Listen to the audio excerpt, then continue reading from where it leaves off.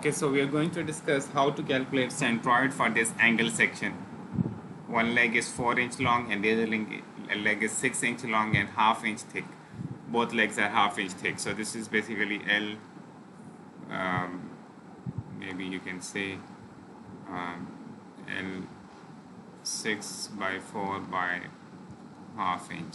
So now we will see how to locate its centroid. Now in order to locate centroid, we first need to define a reference coordinate system with reference to which we can locate the centroid. So let's choose the coordinate system first.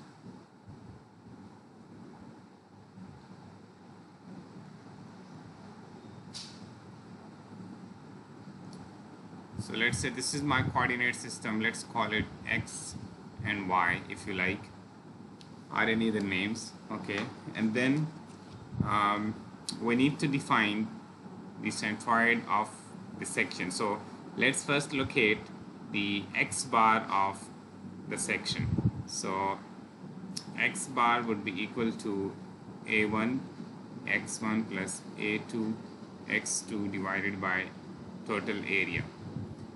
Now A1, let's call this rectangle as rectangle 1 and this one as rectangle 2. So rectangle 1, A1 is the area of rectangle 1. Let's divide the rectangles such that, let's say this is the first rectangle and then the second rectangle is slightly, this is where the second rectangle is. So the area of the first rectangle is 6-inch by half-inch. Okay, and then its centroidal distance, its centroid would lie at somewhere over here. So this is this is X1. Let me show you X1. This is X1. This is X1 equal to now this should be equal to 4 minus half by 2. That would mean 0.25. So that means 3.75 inch. So this is 3.75 inch. And then the next term is A2, the area of the second rectangle, which is 4 times 4-inch times not 4-inch, slightly lesser than 4-inch. This is 3.5 inch because half-inch is not included. This half-inch is not included. So 3.5 inch times half-inch multiplied by its centroidal distance. Now its centroidal distance is, if you can see, this is X2, sorry. So X2 is equal to half of 3.75. So we can simply write half of 3.75 inch.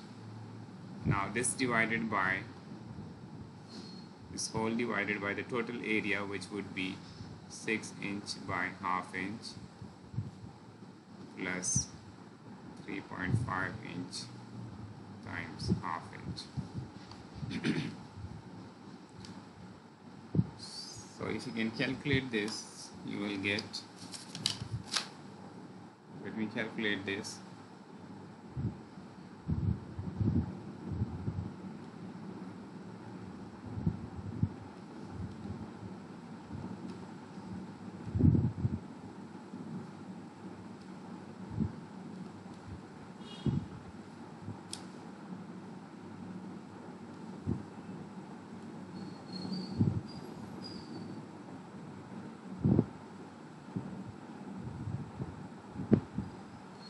Well, I'm getting 3.05 inch as X bar, and then you can calculate the Y bar as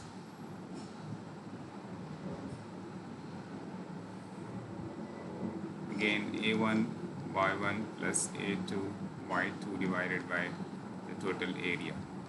Now again you can see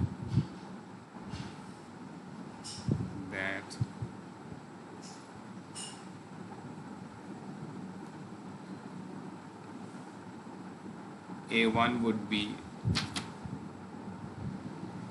area of the first rectangle, 6 times half inch, 6 inch times half inch, multiplied by y1. Now y1 in this case is this distance. This is y1. Now this is equal to half of 6 inch, which is 3 inch, okay, plus second rectangle has an area of 3.5 inch by half inch, 3.5 inch by half inch, and then you multiply this with the y2. Now y2 would be, if I can show you over here, y2 would be distance from this up to this level, half mid thickness level of the second rectangle. So this is y2 equal to, you can see that this would be 5.5 inch, which is distance from, you see, this line up to this line. This is 5.5 inch plus half of thickness, which is 0.25 inch, half of 0.25 inch. So this makes 5.75 inch. So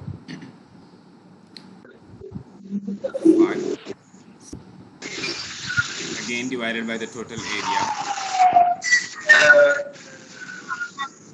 6 inch by 0.5 inch by 0.5 inch. So you can see, you can again solve this. 6 by 0.5 into 3 plus 5.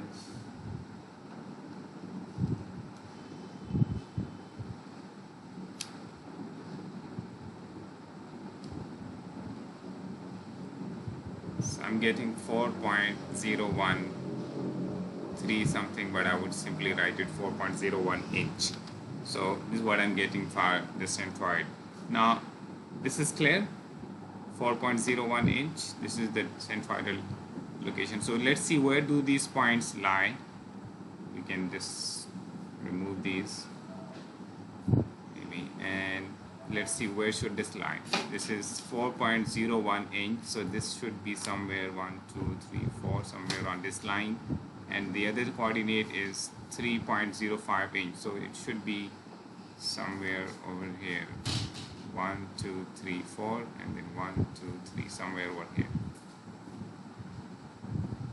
This is where the centroid lies.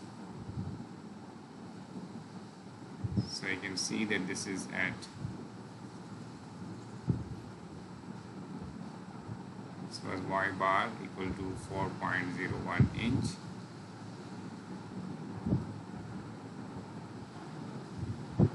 And x bar was, let's see, 3.05 inch. Now once you have located the centroid, you can, any axis passing through the centroid is called a centroidal axis. So let me define this. Centroidal axis is any axis passing through the centroid. So there are infinite centroidal axes because you can pass infinite lines through a single point. But again, if let me just show the horizontal and vertical centroidal axis.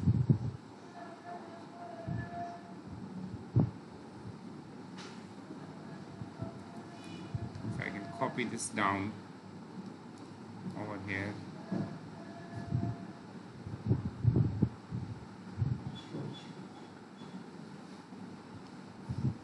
And I can remove some of the work that I've done before.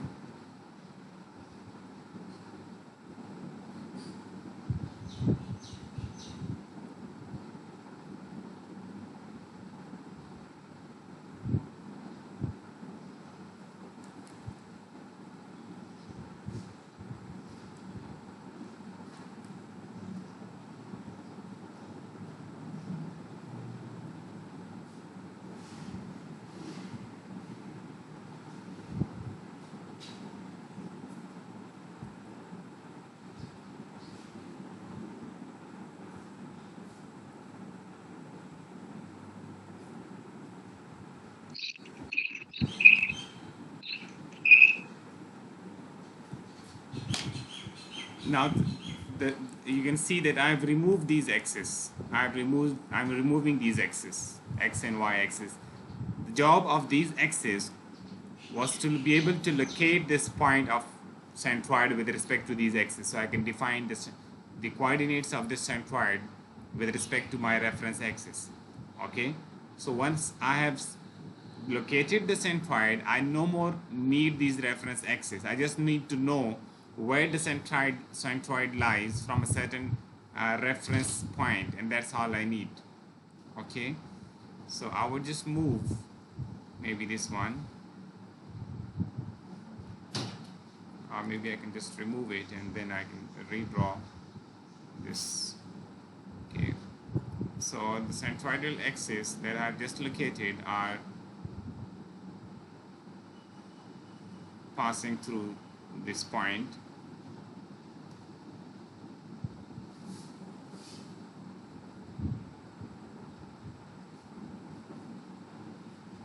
Okay, so these are the centroidal axes. Maybe I can keep it. Now I can redefine what is x and what is y. Now in this case, these x and y are the centroidal axes. I can give them any other name I like, whatever I like. Maybe I could call them as, let me see what name should I give them, because we can give them different names if we like. Yeah, we can give them some different names. Yes, you can keep calling them x, y. You can give them different names, whichever you like.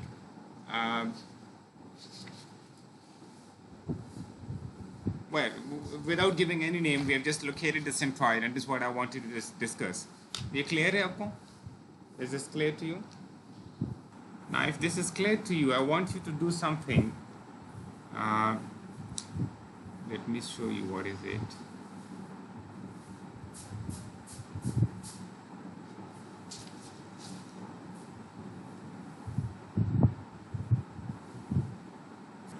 This is 80 millimeter, and from outer edge to the other outer edge is 100 millimeter.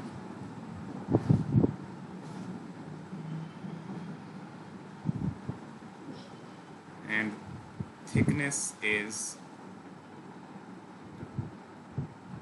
12 millimeter uniform thickness. Uniform. It means this is 12 millimeter. This is also 12 millimeter. And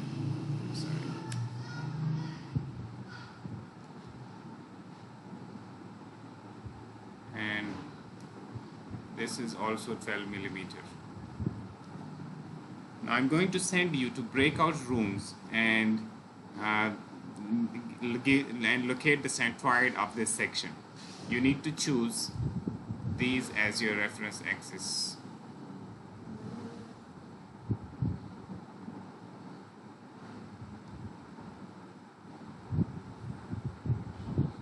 These should be your reference axis, x and y. You need to locate x bar and you need to locate the y bar.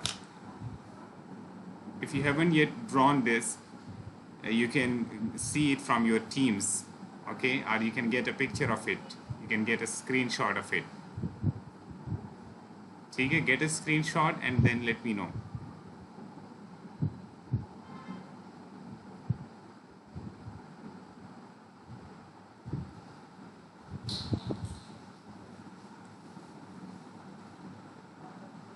ले लिए screenshot? Yes, sir. Screenshot ले लिए.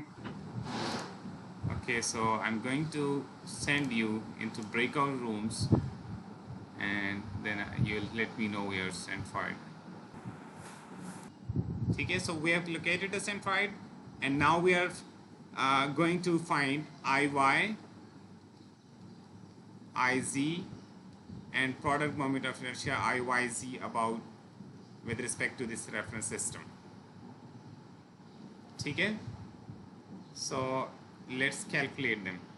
उसके लिए हम ऐसे कर लेते हैं, we can make a table, let's work it out. यहाँ पे हम लिख सकते हैं रेक्टेंगल नंबर से 1 2 3 हम कहेंगे इसको, और तो ये हो जाएगा 1 2 एंड 3, और फिर इधर हम कर देंगे रेक्टेंगल साइज,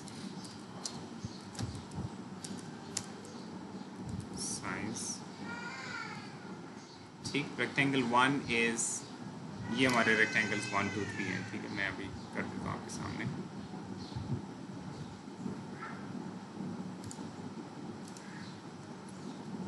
जो पहले किए थी, नंबरिंग की थी, ये 1, ये 2 और ये 3, ठीक हो गया। तो रेक्टेंगल 1 का साइज़ है, पहले हम ये हॉरिजॉन्टल वाली डायमेंशन लिखेंगे, फिर वर्टिकल लिखेंगे, ठीक है। सो this is 68 by 12, yes, and then this one is 100 by no sorry 12 by 100, और then third one is 68 by 12 in millimeters, ठीक हो गया। और फिर अब नेक्स्ट आप कर लेंगे moment of inertia about it's on centroidal axis, ठीक है, आई वाई बार, ठीक है। मैं इसको बार डाल देता हूँ इससे, ठीक है, आई वाई बार, और फिर इसी तरह से आप इसको कर देंगे आई जी बार, और यानी moment of inertia about it's on centroidal axis, जो कि बी एच क्यू बोर्ड 12 आप लिखते हैं, ठीक है। और नेक्स्ट आप कर देंगे, चलिए साथ साथ करते जाएं इसको। सो दिस इज यू कैन सी, अच्छा, जब हम वाई बार वाई एक्सिस के अबाउट बात कर रहे हैं, यानी मसलन इसका मतलब ये बनता है, ये हमारे रेक्टेंगल 1 है ना, ये वाला, इस रेक्टेंगल 1 का ये हमारा वाई बार वाला एक्सिस है, इसका लोकल सेंट्रोइडल एक्सिस, और ये इधर इसका, सॉरी, ठीक है, ये इसका जी बार एक्सिस है, ठीक। इसका अपना लोकल सेंट्रोइडल एक्सिस, इसकी बात हो रही है। एक तो है ना ग्लोबल सेंट्रोइडल एक्सिस पूरे सेक्शन के, ये वाले जो हैं वाई और जी, ठीक। सो इस नेक्स्ट स्टेप के बाद आप कर लेंगे ये वाले जो वैल्यूज़ हैं। सो अब अगर आपको इस वाले एक्सिस के अबाउट, वाई बार एक्सिस के अबाउट आपको ये चाहिए हो, तो आप कैसे फाइंड करेंगे? मैं इसको रिवर्स करने जा रहा हूँ। मैं पहले जी की वर्किंग करता हूँ, फिर मैं वाई की करता हूँ। I want to flip this.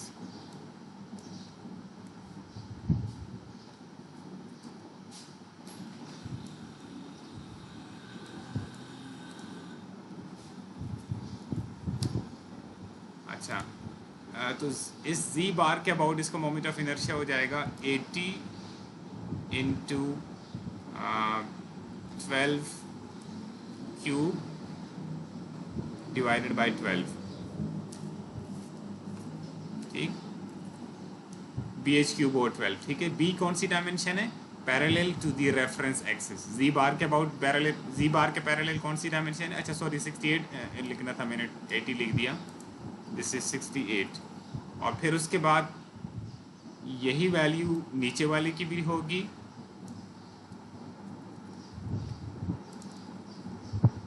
और इसके केस में क्या हो जाएगा? Parallel to G bar is 12 और perpendicular is 100, so 12 into 100 cube, 12 into 100 cube over 12, ठीक। और फिर उसके बाद आप वाई बार के लिए इनको उलट कर देंगे, यानी ये हो जाएगा 12 इंटू 68 क्यूब डिवाइडेड बाई 12, और यही वैल्यूज़ हम यूज़ करेंगे नीचे भी, ठीक है। ये बन जाएगा 100 इंटू 12 क्यूब डिवाइडेड बाई 12, ठीक है जी। Next is dy and dz. Let me tell you what these distances are. Important चीज़ है ये d, मैं पहले dz कर देता हूँ, फिर dy कर देता हूँ। dz हो गया, and then this is dy, y। मैंने ऐसे कर तो दिया है, लेकिन मैं फिर फ्लिप करने जा रहा है। I have a reason for that, और आई जस्ट वांट टू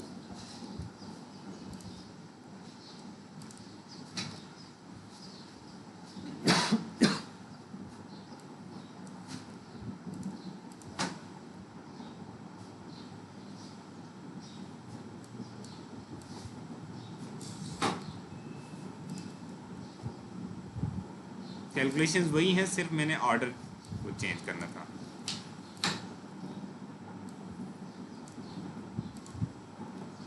अच्छा, अब डी वाई क्या चीज़ है, let me tell you what D Y is. First rectangle की अगर हम बात करें इस वाले की, तो इस रेक्टेंगल का डी वाई होगा ये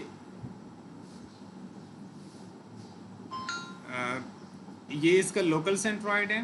लेट मी राइट, ये इसका लोकल सेंट्रॉइड है यहाँ पर, और ग्लोबल सेंट्रॉइड हमारा यहाँ पर है। तो इस लोकल सेंट्रॉइड के coordinates with respect to the global centroidal axis, ठीक है। तो इसके कोऑर्डिनेट्स अगर हम देखें तो दीज आर, यहाँ से हमने रेफरेंस लेना है, ठीक। We need this distance and then we need this distance, ठीक हो गया। ये जो पैरेलल टू z है ये कहलाएगा dz, और जो पैरेलल टू y है ये कहलाएगा dy। क्लियर? सो dz और dy क्लियर हो गया आपको। और ये पॉजिटिव भी हो सकते हैं, नेगेटिव भी हो सकते हैं, बिल्कुल ऐसे ही जैसे अगर ये कोऑर्डिनेट सिस्टम है z और y, ये इस तरफ हमारा पॉजिटिव y है, इस तरफ हमारा पॉजिटिव z है। तो अब अगर एक पॉइंट यहाँ पे लाई करता हो, लेट्स से यहाँ पे, तो इसका z भी पॉजिटिव हो गया, y भी पॉजिटिव हो गया, ठीक। अगर एक पॉइंट यहाँ पे लाई करता है तो उसका y भी नेगेटिव हो गया और z भी नेगेटिव हो गया, ठीक। तो अब हमारे कोऑर्डिनेट्स सिस्टम के मुताबिक ये यहाँ पे फॉल कर रहा है, ये इसका dy है और ये उसका dz है। तो dy भी इसका नेगेटिव है और dz भी इसका नेगेटिव है, ठीक है। तो dy इसका बन रहा है equal to, how much would be this, अगर ये टोटल 50 था तो 50 में से आप 6 निकाल दें, 44 बन जाएगा dy, और dz कितना हो जाएगा, सॉरी -44, आई एम सॉरी, -44, और ये कितना बन जाएगा, सॉरी ये वाला डिस्टेंस, अगर ये बन जाएगा 74 मिलीमीटर, ठीक है, -74 मिलीमीटर,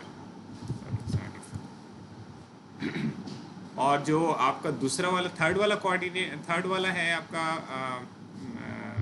रेक्टेंगल, उसके लिए ये साइंस चेंज हो जाएंगे, ये इस तरह से हो जाएगा, ये dz और ये उसके लिए dy, both of them are now positive, बस सिर्फ साइंस चेंज हो जाएंगे, ठीक। So this is 44 and this is 74, और उसके बाद थर्ड बीच वाला जो रेक्टेंगल है उसका सेंट्रॉइड और ग्लोबल सेंट्रॉइड वो कॉन्साइड कर रहे हैं, लिहाजा ये 0 0। Okay, and then we have iy and iz, ठीक। ये वही पैरेलल एक्सिस थ्योरम हम यूज़ कर रहे हैं, बट जस्ट वांटेड टू थोड़ा सा मैं इसको इस तरह से चाह रहा था कि ये कैलकुलेशन थोड़ी टेबुलर फॉर्म में चली जाए ताकि आप इसको इजीली कैलकुलेट कर सकें। iy iz and then we will calculate yz, ठीक है।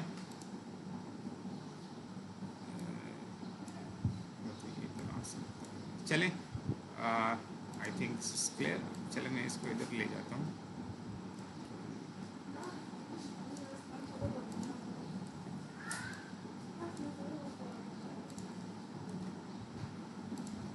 So then iy is equal to this thing plus area into square of D G square of D G, इसका स्क्वायर,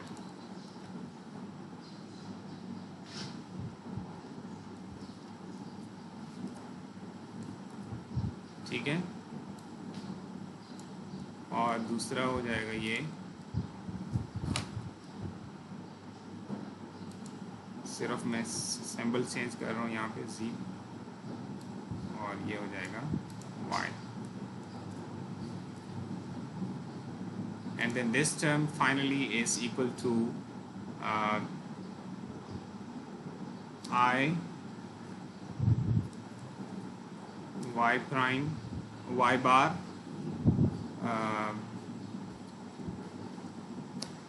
ये हो जाएगा, और फिर हम लिख लेंगे इसको z, और ये यानी with respect to centroidal axis इसका प्रोडक्ट मोमेंट ऑफ इनर्शिया, और फिर उसमें ऐड हो जाएगा उसी तरह area into D G D Y into D G, ठीक है, D Y into D G, ठीक है, ये स्मॉल ही है।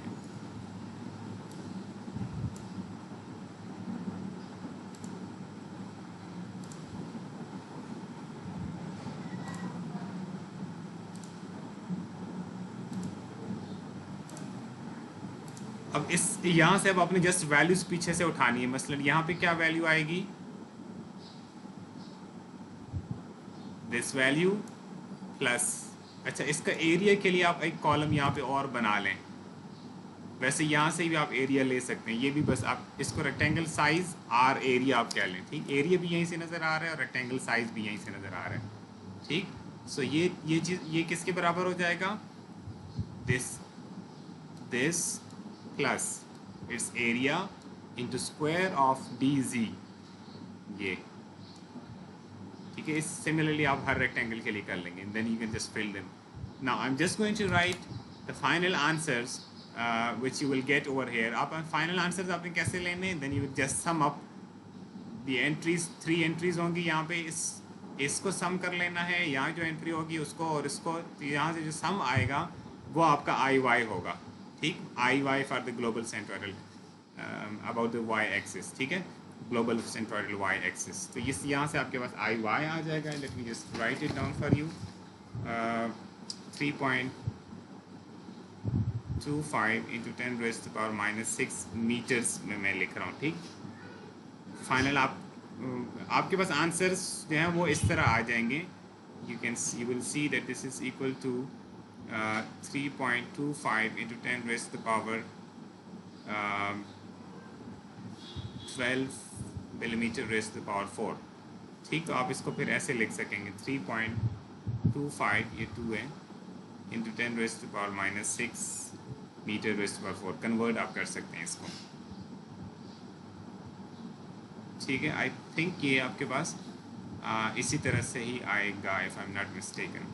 यू कैन चेक कि मिलीमीटर्स में कितना आता है, but I just have the answer in meters with me, तो आप इसको चेक कर सकते हैं कि कितना आएगा।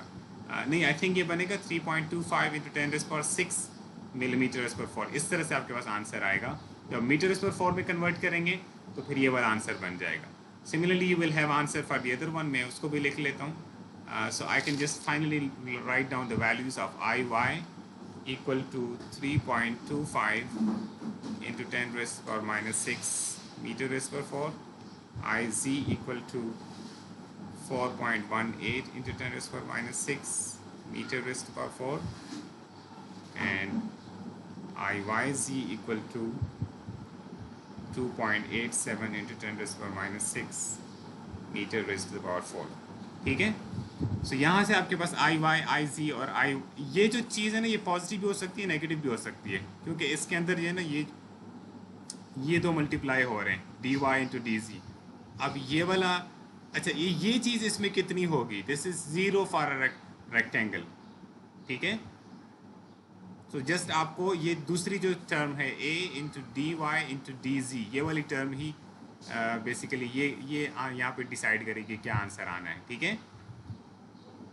So after this step you will have to find the principal axis orientation and the principal moment of inertia। ठीक, आपको इसके बाद नेक्स्ट स्टेप में चाहिए आई मैक्स, आई मिन और उनका एंगल कितना है, किसी एक का एंगल, ठीक, विद सर्टेन रेफरेंस एक्सिस। इससे पहले जो मैंने इक्वेशंस आपके सामने डिस्कस की थी पिछले रिकॉर्डेड लेक्चर में, उसके अंदर जो हमने वर्किंग की थी वो इस तरह से थी। वहाँ पे हमने रेफरेंस एक्सिस इस तरह लिए थे, यानी एक्स और वाई, ये हमारे यानी इधर एक्स पॉजिटिव इधर वाई पॉजिटिव, इस तरह हमने वर्किंग की थी, ठीक। और फिर हमने ये एक्स प्राइम और वाई प्राइम जो इंक्लाइंड एक्सिस हैं इनके अबाउट एक्सिस की बात की थी, मोमेंट ऑफ इनर्शिया की बात की थी। तो और theta was the angle between x and ex prime. अब यहाँ पे हमने जो सिचुएशन है हमारे पास, यहाँ पे हमने ऐसे कैलकुलेशन ऐसे वर्किंग रखी है, y इसको कहा है, z इसको कहा है। एक तो हमने ये चेंज कर दिया कि हमने हॉरिजॉन्टल एक्सिस लेफ्टवर्ड पॉजिटिव ले लिया और y एक्सिस हमने उसी तरह अपवर्ड पॉजिटिव ले लिया, यानी राइटवर्ड और अपवर्ड के बजाय लेफ्टवर्ड और अपवर्ड हमने पॉजिटिव ले लिए। दूसरा ये कि हमने नाम बदल दिए हैं, इस वाले एक्सिस का नाम z रख दिया और उसको लेफ्टवर्ड पॉजिटिव लिया, इस वाले एक्सिस का नाम उसी तरह से y है। तो आप इसको ऐसे ले सकते हैं। अच्छा, अब इसमें हमने जो डेरिवेशन की थी उसके अंदर theta was the angle between x and ex prime, ठीक, और theta was positive in counter clockwise direction. यही कुछ आप यहाँ पे कैरी कर सकते हैं इस तरह से।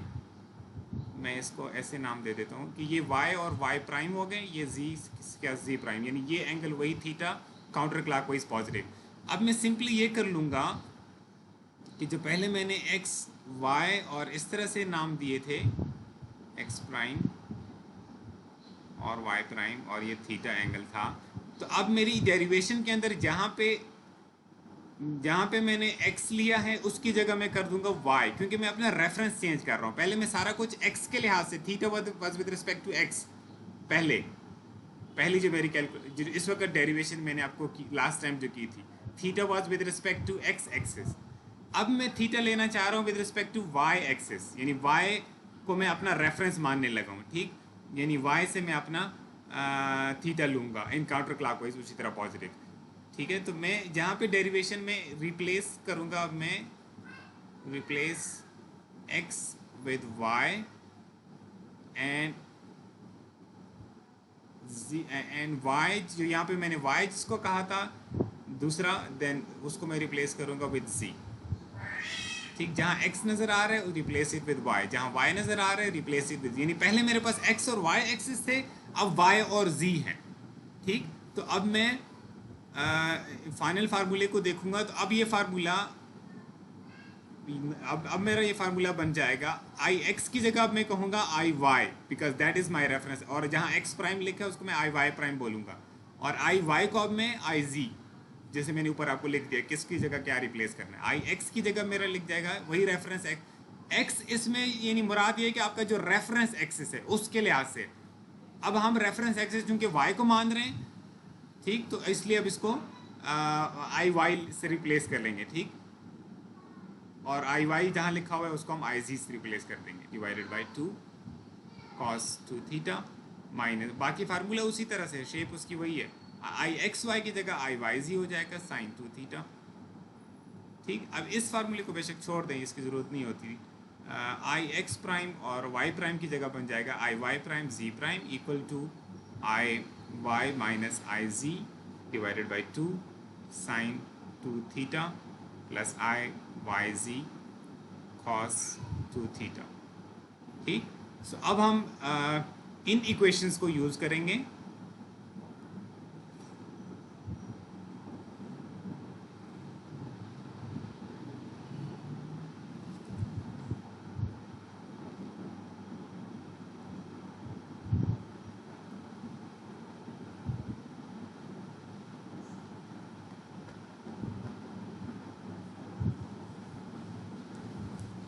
These are the transformation axes, ठीक है। ये अब मैं आपके सामने यहाँ पे लिख भी देता हूँ कि हमने क्या किया है इसमें, give me a second.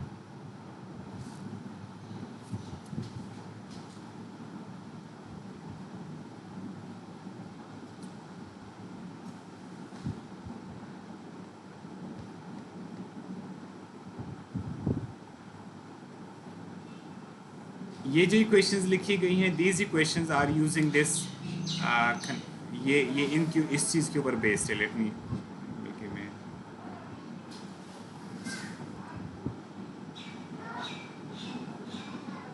y,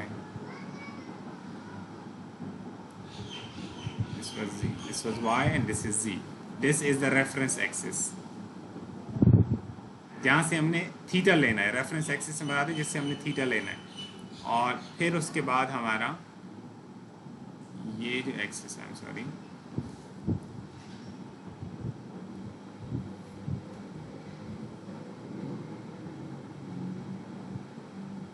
ये y प्राइम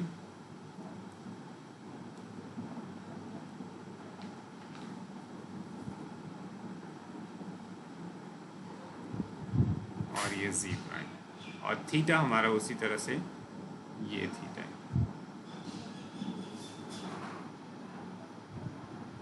ठीक है, you can just for making it easy to imagine, मैं इसको थोड़ा डैश कर रहा हूँ, डैश लाइन बना रहा हूँ.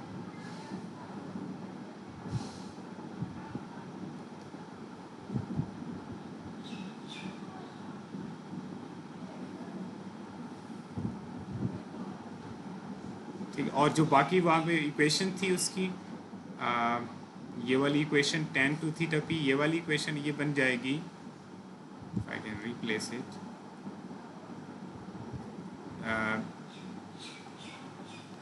tan 2 theta p equal to minus I Y ji over I Y minus I G by 2. ये हम यूज़ करेंगे.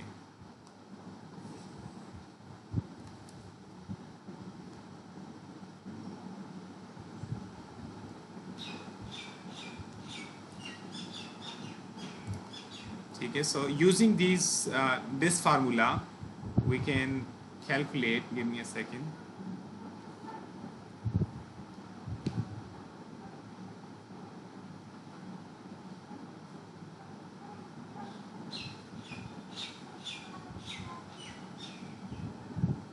अगर इसमें मैं वैल्यूज़ पुट कर दूं तो आई कैन गेट, या ऊपर से मैं ये वाली यहाँ से मैं वैल्यूज़ अगर मैं पुट कर दूं, I will get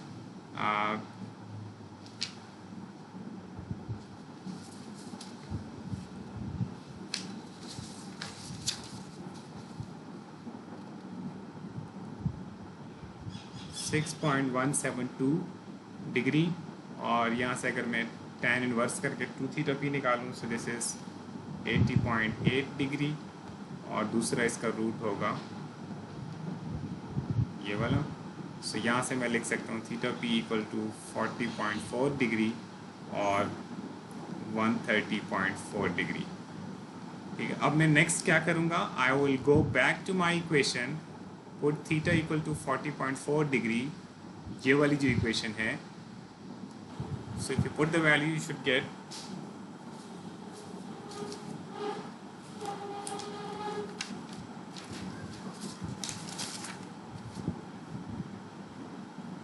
minus 0.808 into 10 raised to power minus 6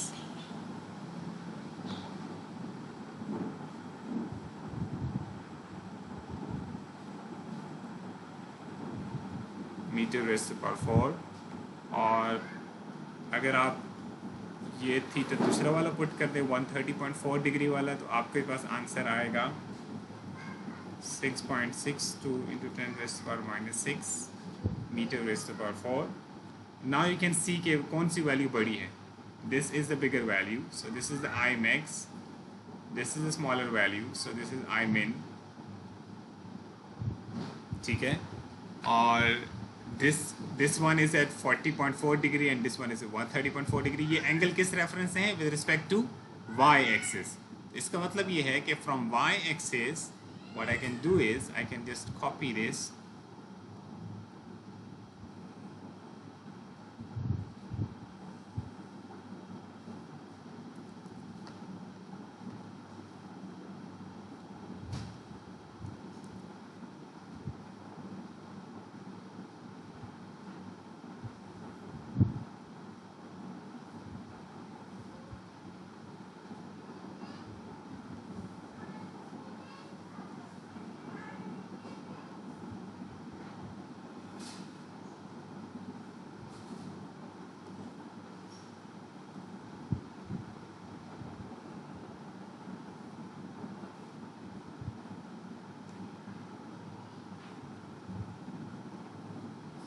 मैं इसमें से ये हटा रहा हूँ, पहले मैंने इसमें लाइंस बनाई थी।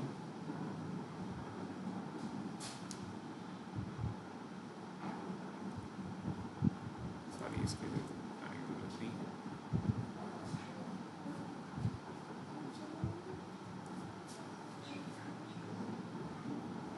चलें, इसको रहने देते हैं। देन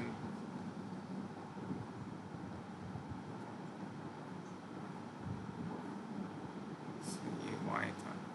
ओके, अब इसका मतलब ये हमने 40.4 degree from y axis in counter clockwise direction जाना है। Maybe I can change the colour, ठीक है, somewhat like this, और ये एंगल होगा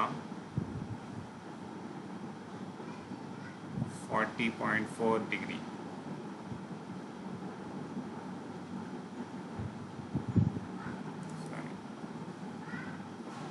और उसके बाद अगर हम दूसरे साइड ड्रॉ करें इसकी,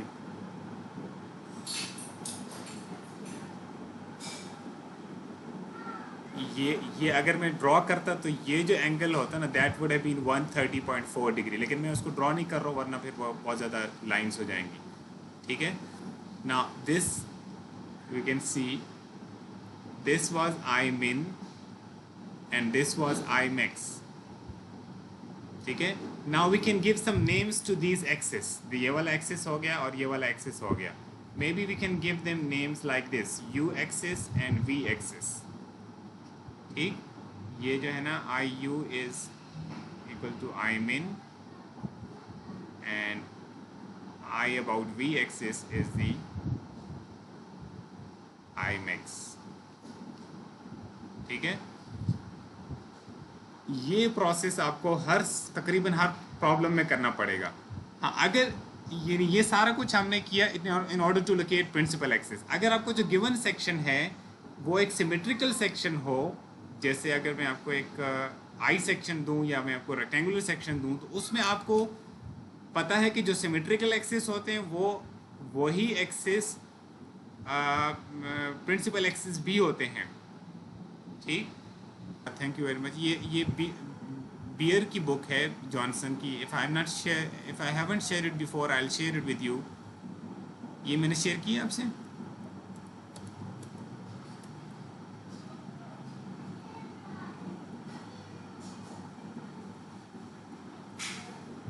ये हमारा टॉपिक है अनसिमेट्रिक बेंडिंग।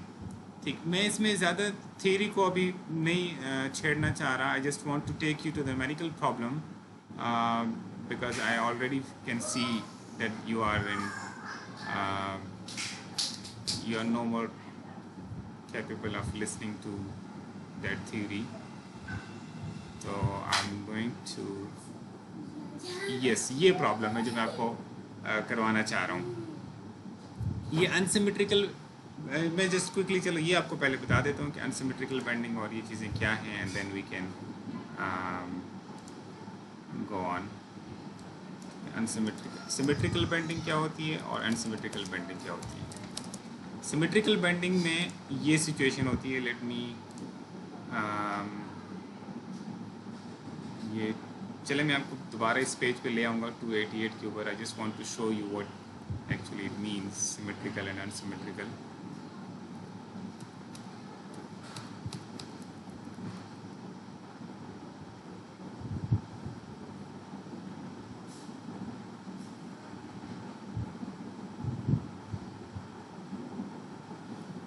ये अगर इस तरह का एक बीम है और उसके ऊपर उसका ये जो एक्सिस, ये जो प्लेन आपको नज़र आ रहा है ना, ये वाला प्लेन, ये प्लेन नज़र आ रहा है ना जो शेड किया गया है, ये इस बीम का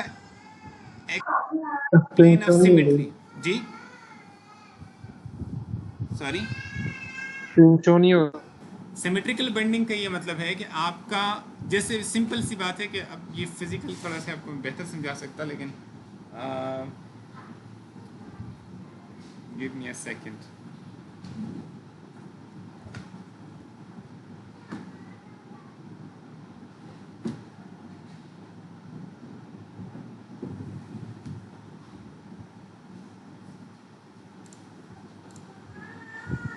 मैं आपसे कैमरा ऑन करके मैं आपको ये डेमोन्स्ट्रेशन शेयर करना चाह रहा हूँ, just to make it easier for you.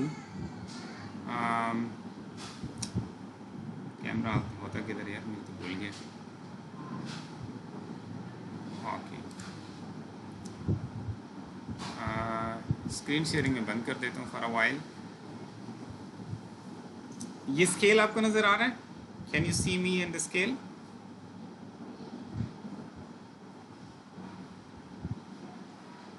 Yes sir. ये लेट्स से ये जो स्केल है ये एक बीम है, ठीक है।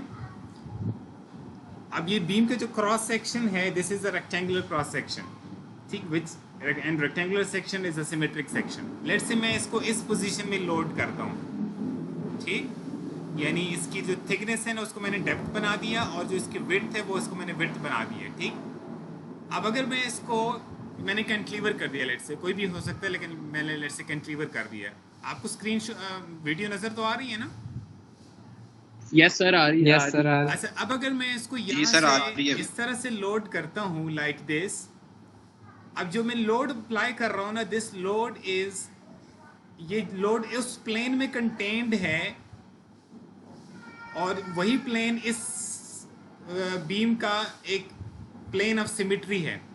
यानी अगर इस बीम के बीच में से विड यानी हाफ विड्थ वाली जो लाइन बनेगी, यहाँ से अगर मैं एक प्लेन गुजारूं, ठीक, वो प्लेन जो है ना, अगर मैं आपको एक पेज दिखा सकूं,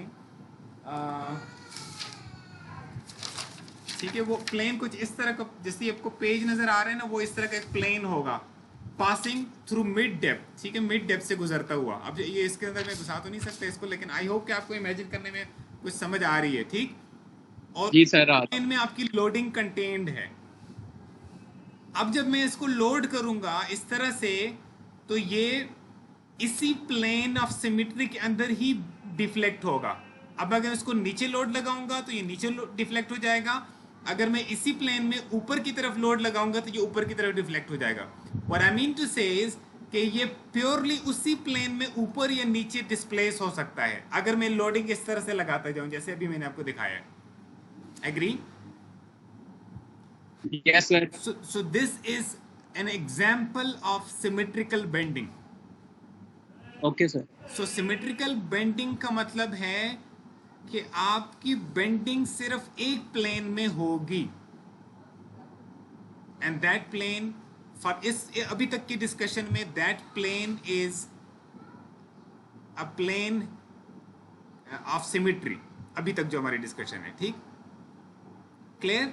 अच्छा, अब अगर मैं इसको इस तरह से लोड करूं, यहां से इस डायरेक्शन में ऐसे करके, और जो इसकी थिकनेस है ना उसके दरमियान में जो मिड थिकनेस लेवल जो बनेगा, वहां पर मैं अगर लोड ही अगर उसी लेवल पे अप्लाई करता जाऊं, तो मैं इसको, अब ये थोड़ा मुश्किल तो है इसको बेंड करना, लेकिन ये ऐसे करके इस प्लेन में अब बेंड होगा, ऐसे ये जो प्लेन है, ठीक, या इस तरफ फॉरवर्ड या बैकवर्ड, डिपेंडिंग अपॉन कि मैं इसको लोड कैसे कर रहा हूं। Again this is an example of symmetrical bending. ये इसी प्लेन में, ये जो हॉरिजॉन्टल प्लेन बन जाएगा, इसी प्लेन में ही it will deflect either this way or that way depending upon direction of loading. लेकिन ये क्लियर हो गया आपको? अगर मैं इसको लोड अप्लाई करूं इंक्लाइंड, ना ऐसे हॉरिजॉन्टल प्लेन में ना ऐसे अप्लाई करूं, बल्कि मैं इसको समवेयर इन बिटवीन ऐसे इंक्लाइंड लोडिंग अप्लाई करूं, तो उस लोडिंग के दो कंपोनेंट्स हो जाएंगे, एक ये वाला कंपोनेंट और एक ये दूसरा ये इस तरह वाला पुश करने वाला कंपोनेंट, जो कि इसको इस प्लेन में बेंड करने की कोशिश करेगा। तो ये जो इंक्लाइन लोड लगा ना, दिस इंक्लाइन लोड इसका जो अब जो लोडिंग प्लेन है, it is not contained within that plane of symmetry.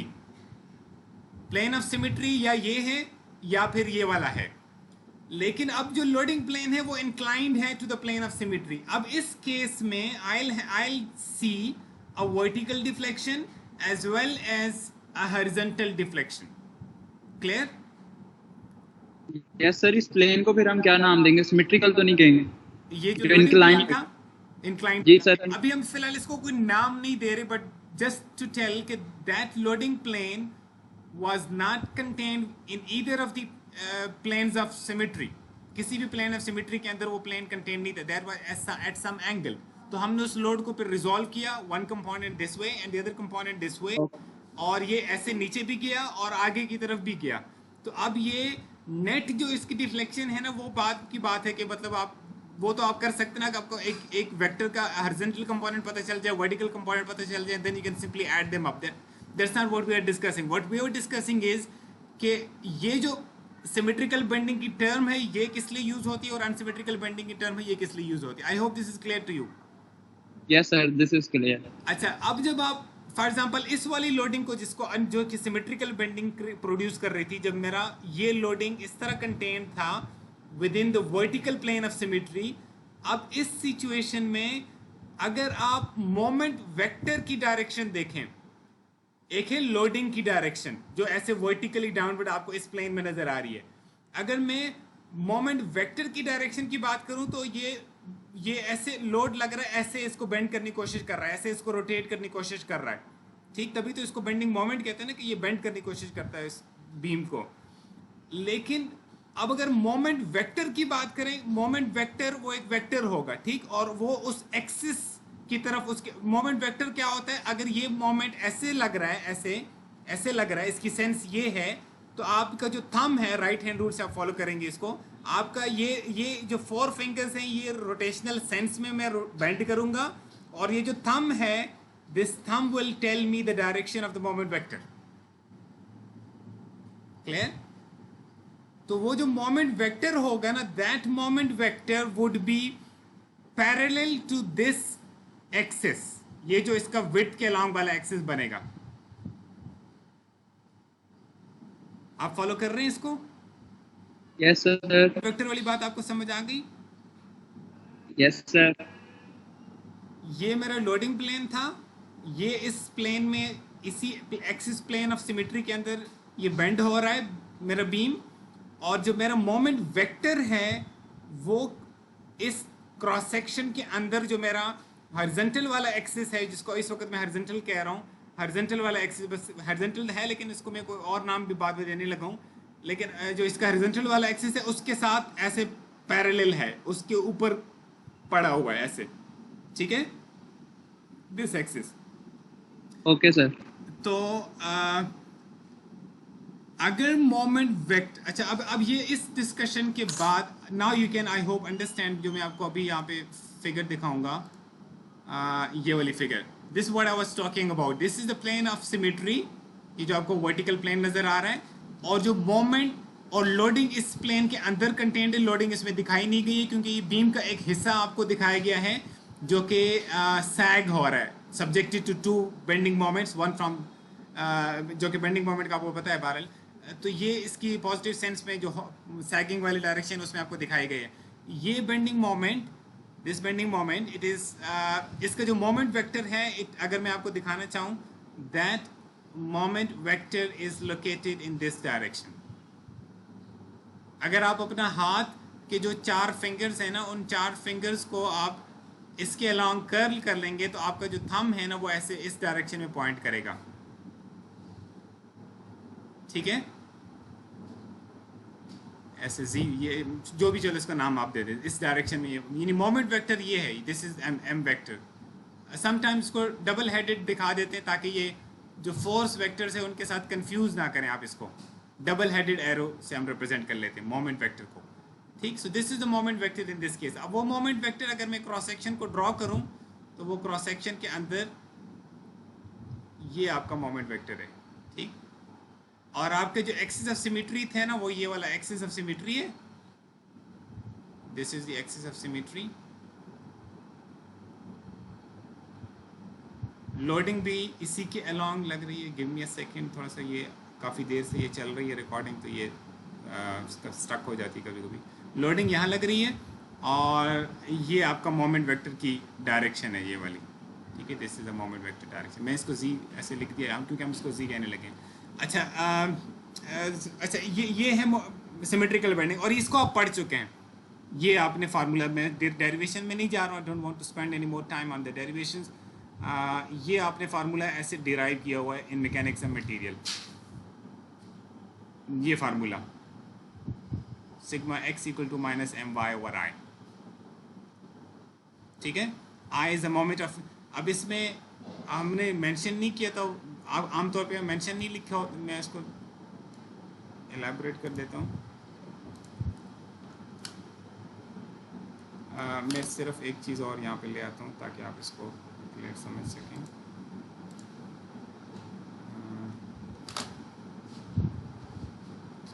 जो एक्सिस हैं आपके,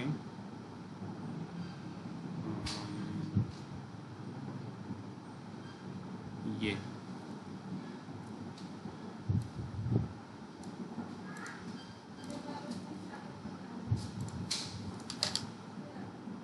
हम स्ट्रेस फाइंड कर रहे हैं at, let's say this is, let me show you कि हम कहाँ पे फाइंड कर रहे हैं।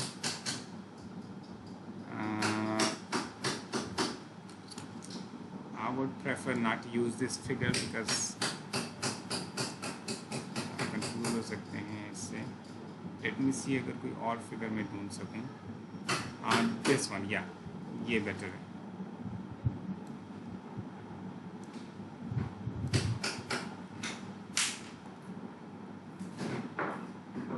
अगर मैं लेट्स से फाइंड करना चाह रहा हूँ स्ट्रेस एट दिस लेवल, ये जो आपको जहाँ वाई नज़र आ रहा है, इस लाइन के अलावा कहीं भी किसी भी पॉइंट के ऊपर स्ट्रेस फाइंड करना चाह रहा होता, तो ये मेरा वाई है और वाई डिस्टेंस जो आपको यहाँ पे वाई नज़र आ रहा है, ठीक, यानी वाई और z these are the centroidal axis. ठीक है, y and ji are centroidal axis. एक चीज़, दूसरी चीज़ जो मैं अब डेरिवेशन के अंदर है, लेकिन मैं उसको डेरिवेशन में जाने के बजाय मैं यहाँ पे लिखने जा रहा हूँ, these are the principal axis also. ठीक, मैं डेरिवेशन को अवॉइड कर रहा हूँ इस केस में, लेकिन I could prove it easily but I just don't want to spend any more time on derivation. Principal axis Y और जी जो है ना, ये सेक्शन के सेंट्रोइडल एक्सिस हैं and these are also the principal axis.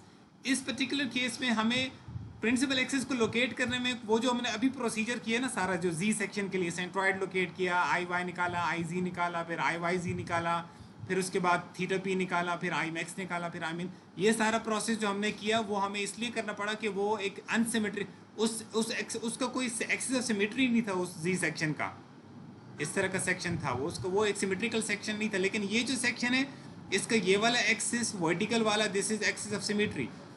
और अगर आप मेरा पिछले वाला रिकॉर्डिंग देखें लेक्चर की तो आपको क्लियर हो जाएगा, हमने वहाँ पे क्लियरली मेंशन किया है मैंने कि axis of symmetry is always a principal axis.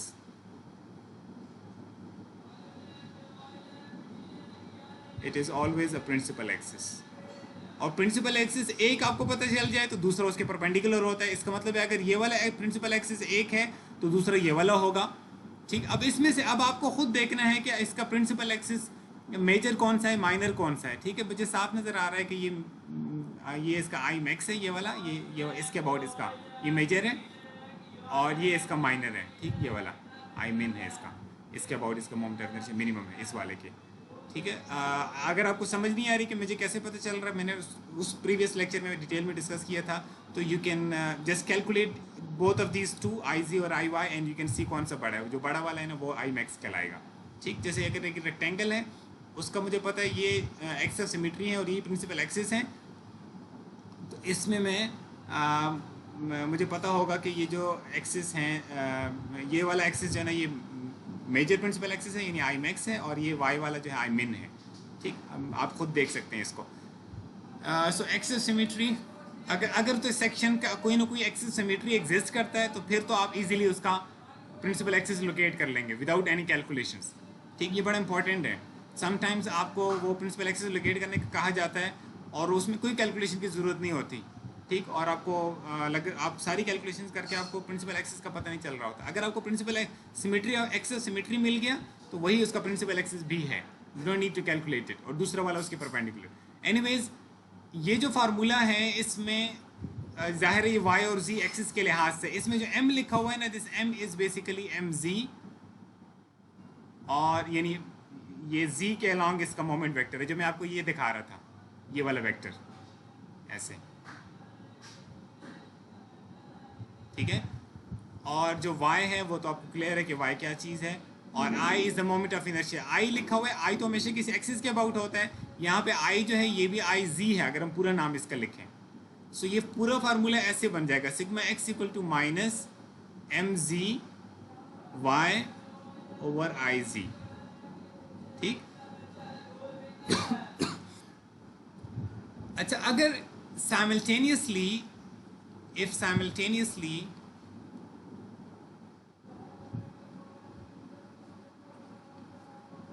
M Y is also acting, जैसे यहाँ एम जी सिर्फ एक्ट कर रहा है, अगर एम वाई भी मौजूद हो, यानी आपका मोमेंट वेक्टर सिर्फ इसके अलॉन्ग कंटेन ना हो, आपका मोमेंट वेक्टर ऐसे करके हो, जो मैंने इंक्लाइन लोडिंग की मिसाल दी थी आपको। अगर लोडिंग प्लेन इंक्लाइंड है तो उसका जो मोमेंट वेक्टर है वो भी इंक्लाइंड होगा, agree, inclined with respect to principal axis. तो फिर उस केस में एम वाई इज ऑल्सो अगर एक्टिंग होगा, देन उस एम वाई की वजह से भी स्ट्रेस प्रोड्यूस होगा, and that will be equal to minus M Y ji over I Y. ठीक, this is due to M Y, और ऊपर वाला this was due to M Z. If both are present तो then net sigma x would be equal, अच्छा sorry, इसमें ये plus sign आता है, वो प्लस साइन की डेरिवेशन में वजह है, लेकिन मैं उस पर जाना नहीं चाह रहा हूँ again.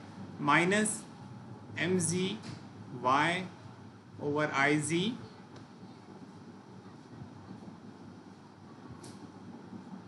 Plus M Y ji over I Y. ठीक है, this is the formula for unsymmetrical. Unsymmetrical bending का मतलब है M Z and M Y both are non zero, यानी दोनों कंपोनेंट्स एग्जिस्ट करते हैं। ठीक, अब इस फार्मूले से हमने ये जो आगे आपको प्रॉब्लम नज़र आ रही है, इससे हमने इसको सॉल्व किया है।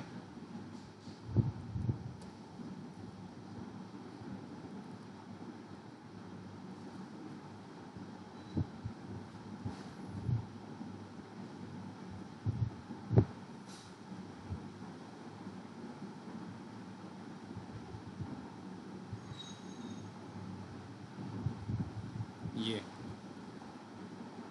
अच्छा, हमने कहा y and z are the centroidal axis as well as principal axis. ठीक है, तो अगर प्रिंसिपल एक्सिस के नाम अगर कोई और हो, ठीक है, जैसे अभी मैं आपको वो सेक्शन जो अभी हमने वर्कआउट कर दिया, अगर मैं उस सेक्शन को अभी लेकर आऊँ, this what be done.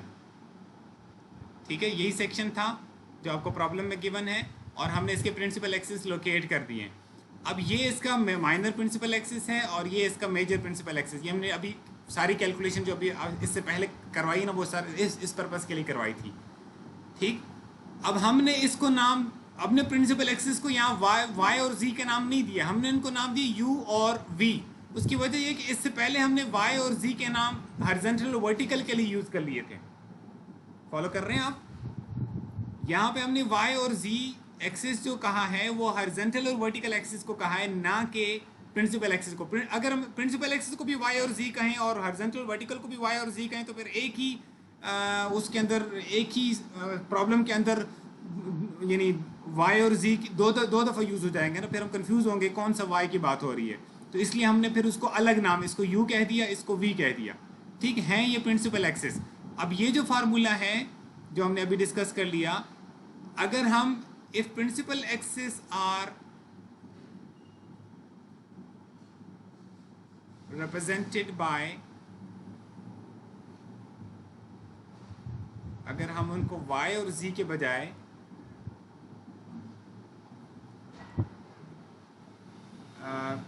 u and v axis, then the above formula could be simply rewritten। मैं जस्ट इसलिए लिख रहा हूँ ताकि आपको पता चल जाए कि आपने इसको कैसे फिर रिप्लेस कैसे करना है। then you could replace it by minus mu या आप जो भी रिप्लेसमेंट जैसे भी करना चाहें। ठीक, मैं इसको v एंड u ऐसे कह देता हूँ, या आप जो भी नाम देना चाहें इसको। ठीक, मैंने v को, आप इसको जो भी नाम देंगे कोई मसला नहीं होगा इसमें। मैं minus M V u over I V plus m u, z की जगह पे हो जाएगा v divided by i u। ये एक्सिस सेम होंगे, ठीक, ये आपको बस पता होना चाहिए, और ये दूसरा परपेंडिकुलर वाला एक्सिस होगा, ठीक। इस तरह से अब आपने इसको लेके चलना है। अब हमारे पास आई वी है, हमने पहले वर्कआउट करके रखा हुआ है, ठीक।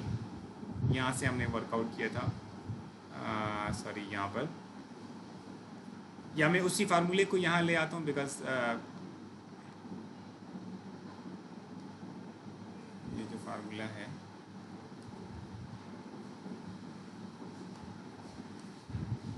डेटा हमारा इसी में चल रहा है। ओके, सो अब इसका मतलब है अच्छा, पहले ये कि मोमेंट वेक्टर आपको पता चल जाए। मोमेंट वेक्टर ये आपको दिखाया गया है ऐसे, ये मोमेंट वेक्टर चल रहा है। मैं आपको यहाँ पे इसको ले जाता हूँ मैं उधर।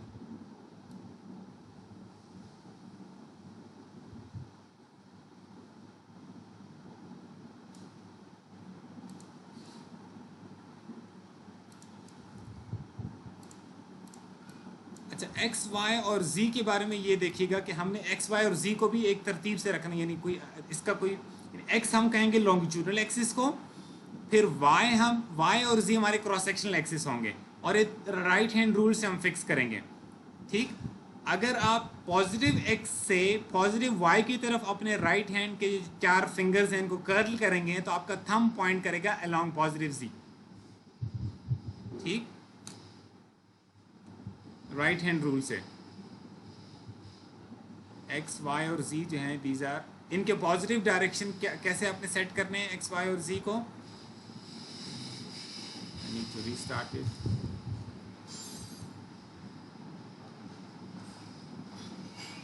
Use right hand rule for setting, ये इसमें मैं बड़ा चाह रहा हूँ कि फिजिकल क्लास होती तो मैं बेहतर आपको समझा सकता, but anyways, for setting positive directions of X Y and Z axis, ठीक। x axis will always be longitudinal axis,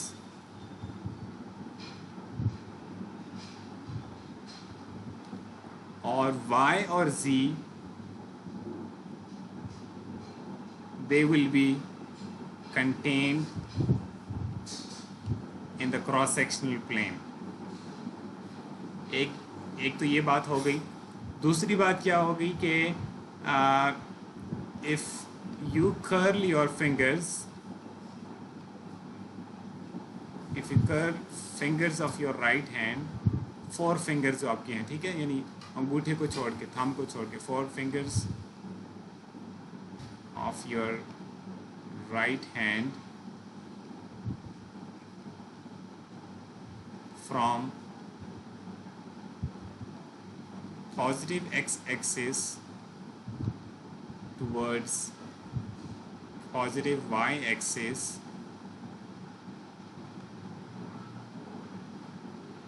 then your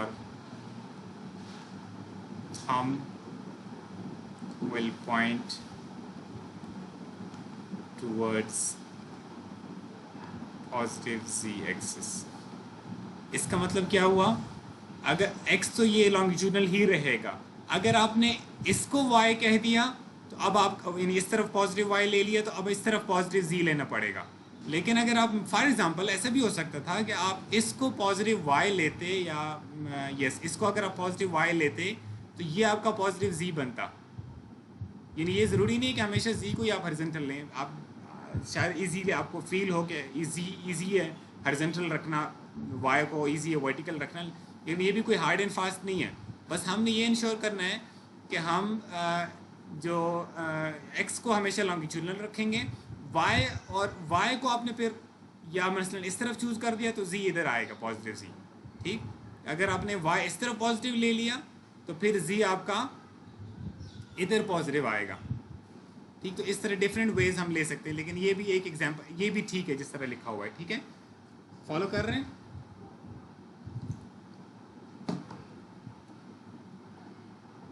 follow कर रहे हैं कि नहीं।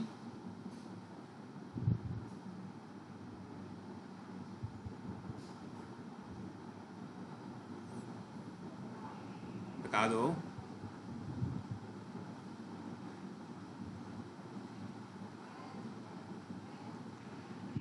Yes, sir. Okay so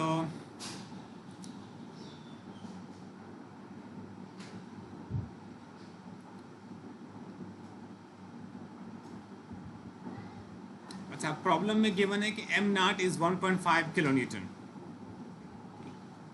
M naught वो लोडिंग है जो गिवन है, ठीक है, 1.5 kilo newton metre, I think, yes, kilo newton metre. आप इसको 1500 न्यूटन मीटर कह सकते हैं, ठीक हो गया। अब जो एम नॉट है, इस पर्टिकुलर केस में this Y and Z axis are not the principal axis. Agree?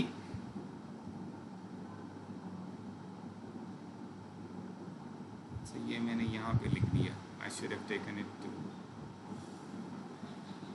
The others. मैं इसको कैरी करने जा रहा हूँ दूसरी नोटबुक में, सॉरी।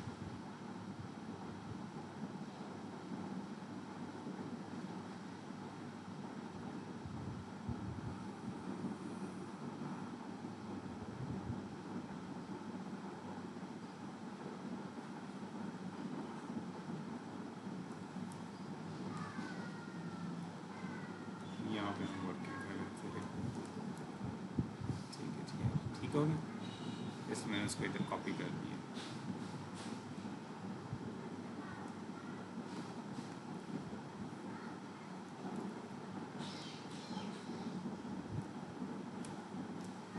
ओके सो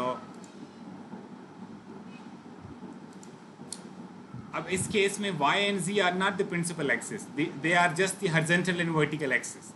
तो प्रिंसिपल एक्सिस कौन से हैं? u और v, ठीक हो गया। अच्छा, अगर ये एंगल 40.4 है जो आपको नजर आ रहा है, तो इसका मतलब है ये वाला एंगल भी 40.4 डिग्री होगा, ठीक। अब मोमेंट वेक्टर जो मैंने आपको नीचे दिखाया, ये मोमेंट वेक्टर इस तरह लाई कर रहा है अलॉन्ग पॉजिटिव z एक्सिस, ठीक। मोमेंट वेक्टर जो है वो डायरेक्टेड है इस तरह से,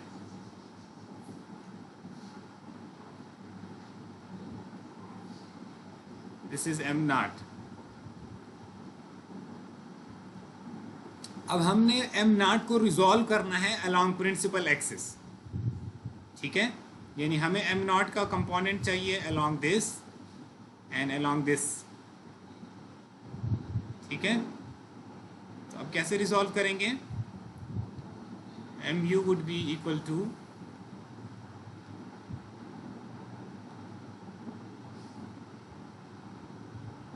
या पहले एम वी कर लेते हैं। M V would be equal to M naught cos of 40.4 degree और M U would be equal to M naught sine of 40.4 degree, क्योंकि एंगल वो v के साथ 40.4 बना रहे हैं ना मोमेंट वेक्टर, तो इसलिए यहाँ v वाले केस में कॉज आ गया और दूसरे में साइन आ गया। तो ये 1500, ठीक है, 1500 कॉज ऑफ 40.4 और ये हो जाएगा 1500 साइन ऑफ 40.4, तो ये बन जाएगा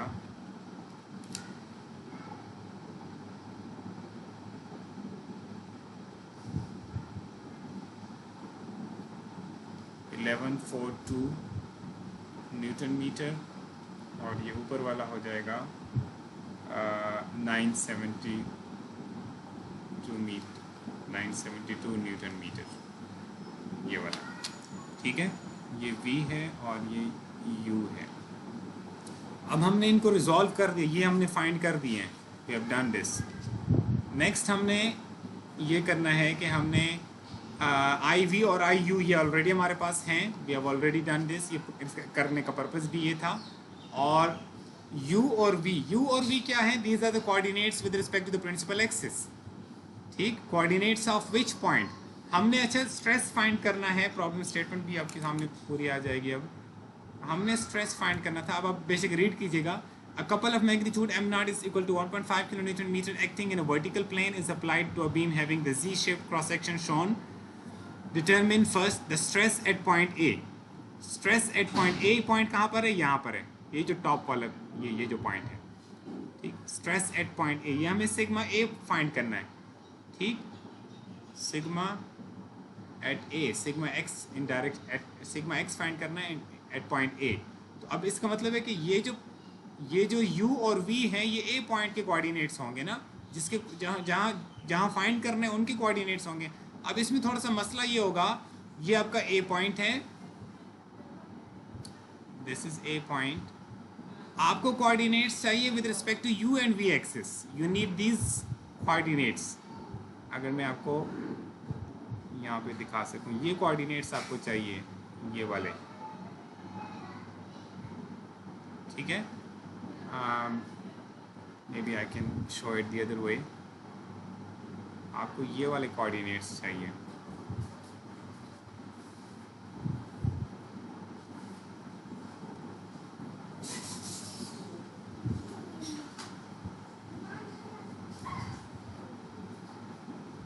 दिस इज वी ए, ये वाला जो कोऑर्डिनेट है,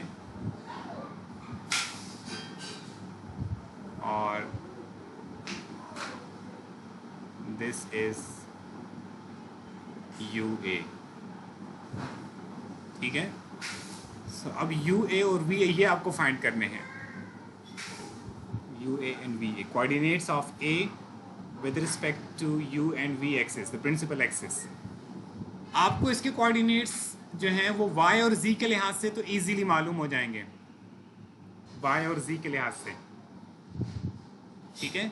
यानी हॉरिजॉन्टल और वर्टिकल एक्सिस के लिहाज से तो आप इजीली इसके कोऑर्डिनेट्स निकाल सकते हैं। मसलन इसका अगर मैं चलें y फाइंड फर्स्ट लिखूं तो y a क्या होगा, ये सिंपल ये वाला, एक सेकेंड यार,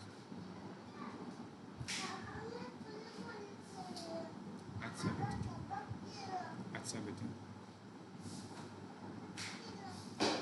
okay.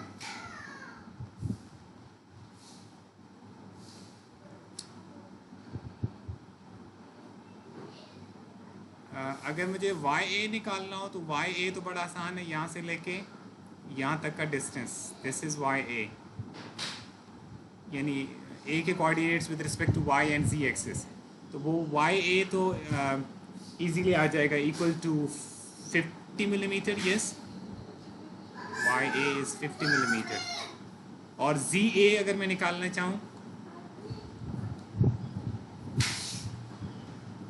This is Z A, that is 74 millimetre, ठीक है। दोनों पॉजिटिव हैं इसलिए कि दोनों along positive directions located हैं।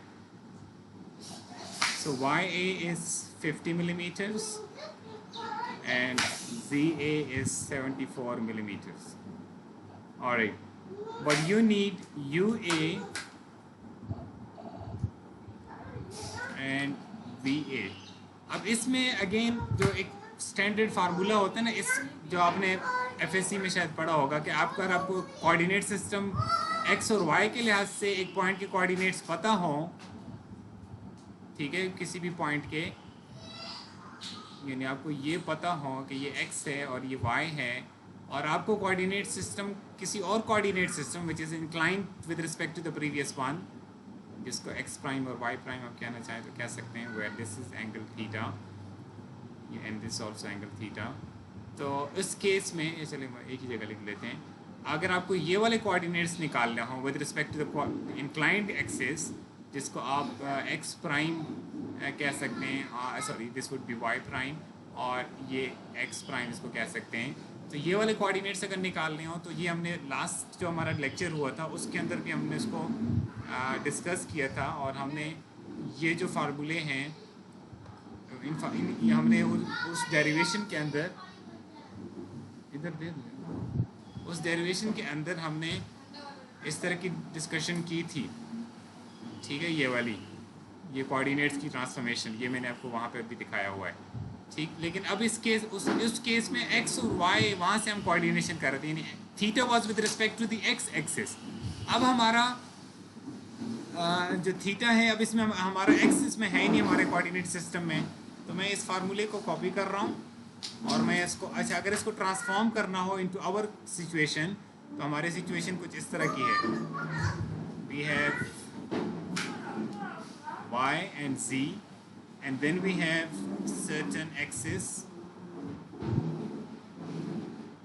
इसको हमने u कहा हुआ है, आप इसको y प्राइम कहना चाहें तो y प्राइम कह सकते हैं.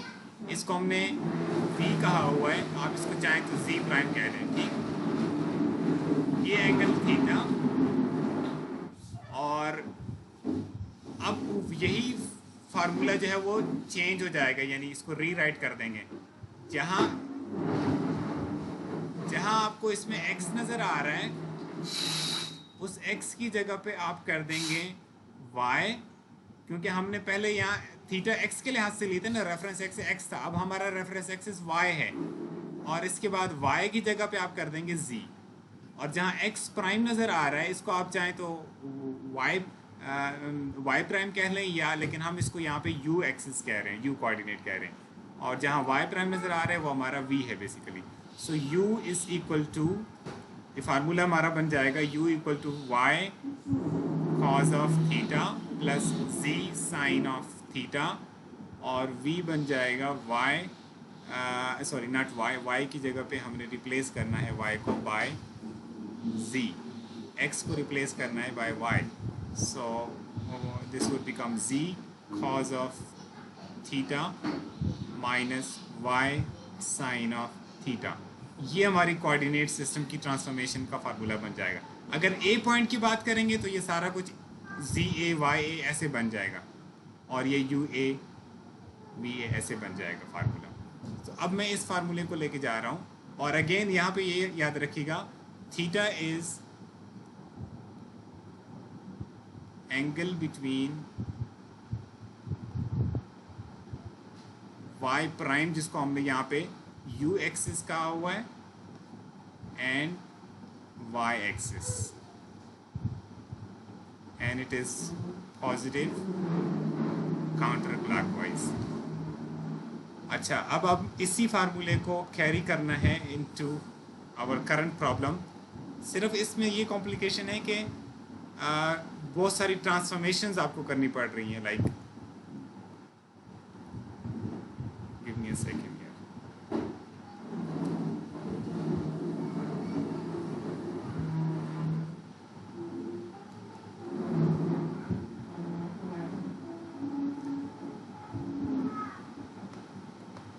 सॉरी, यहाँ पे नहीं, we were working over here.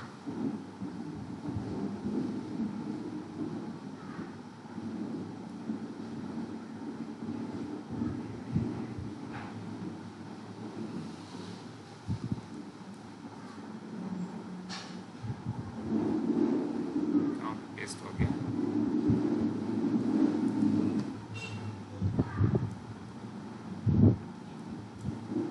Okay, सो ये हमारे केस में फार्मूला ये है. मैं सिर्फ एक डेरिवेशन की आपको बात कर रहा था कि कैसे डिराइव्ड है, बाकी तो ये इस तरह से है. ठीक है. Now we have y a and z a for our case. ये जो हमने यहाँ पे वर्कआउट कर लिए थे, ये वाले y a and z a. अब हम इसमें जस्ट वैल्यूज पुट करेंगे. So u a would be equal to, maybe मैं कलर चेंज कर लूँ. u a would be equal to y a का हमने लिख लिया था, y a is equal to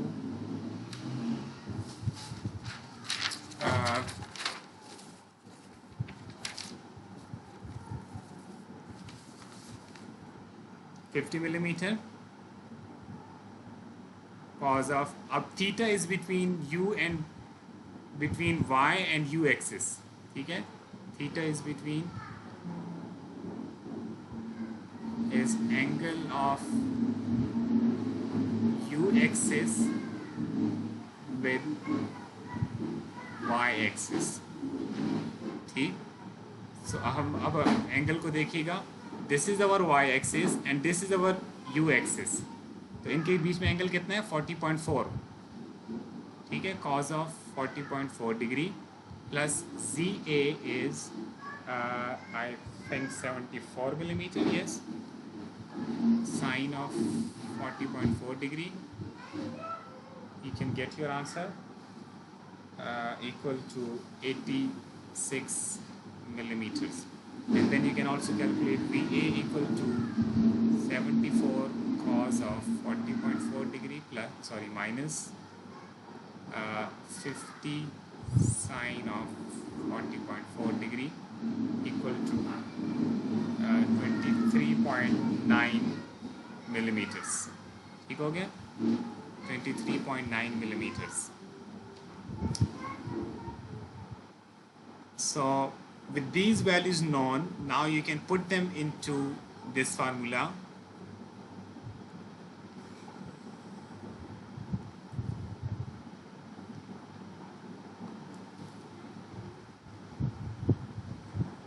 Equal to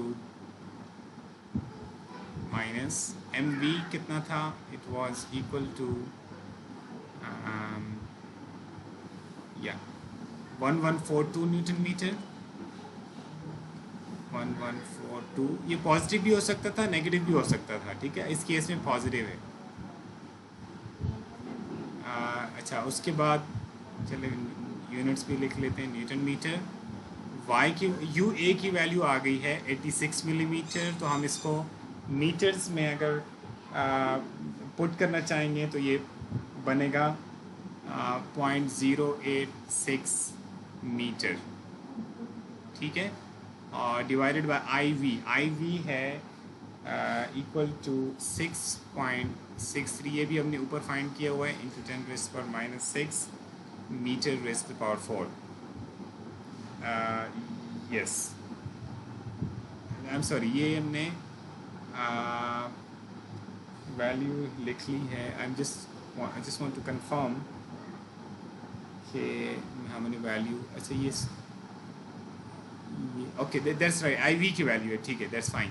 plus M U की वैल्यू है 972 न्यूटन मीटर. और वी ए की वैल्यू है जस्ट फाइंड इट 23.9 मिलीमीटर्स में है. तो मैं इसको 0.0239 मीटर्स लिख देता हूँ. Divided by this is 0.80. I think this, let me check, this was I think 0.808 और वो 6.62 था. ठीक है,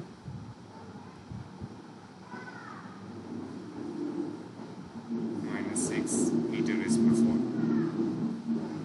So when you find the answer, you get plus 28.68, yeah, maybe it's just 7 megapascal. Sorry, you get sorry, let me write the full answer. पहले का answer ये बन जाएगा. नहीं सॉरी, पहले का नहीं, पहले का बनेगा you get -14.8 मेगापास्कल. ओके, ये फर्स्ट वाले का आंसर. और सेकंड वाले का आंसर बनेगा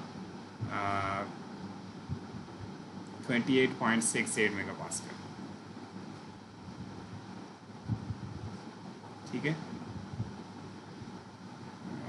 आप यूनिट्स कन्वर्जन खुद कर लीजिएगा इसमें.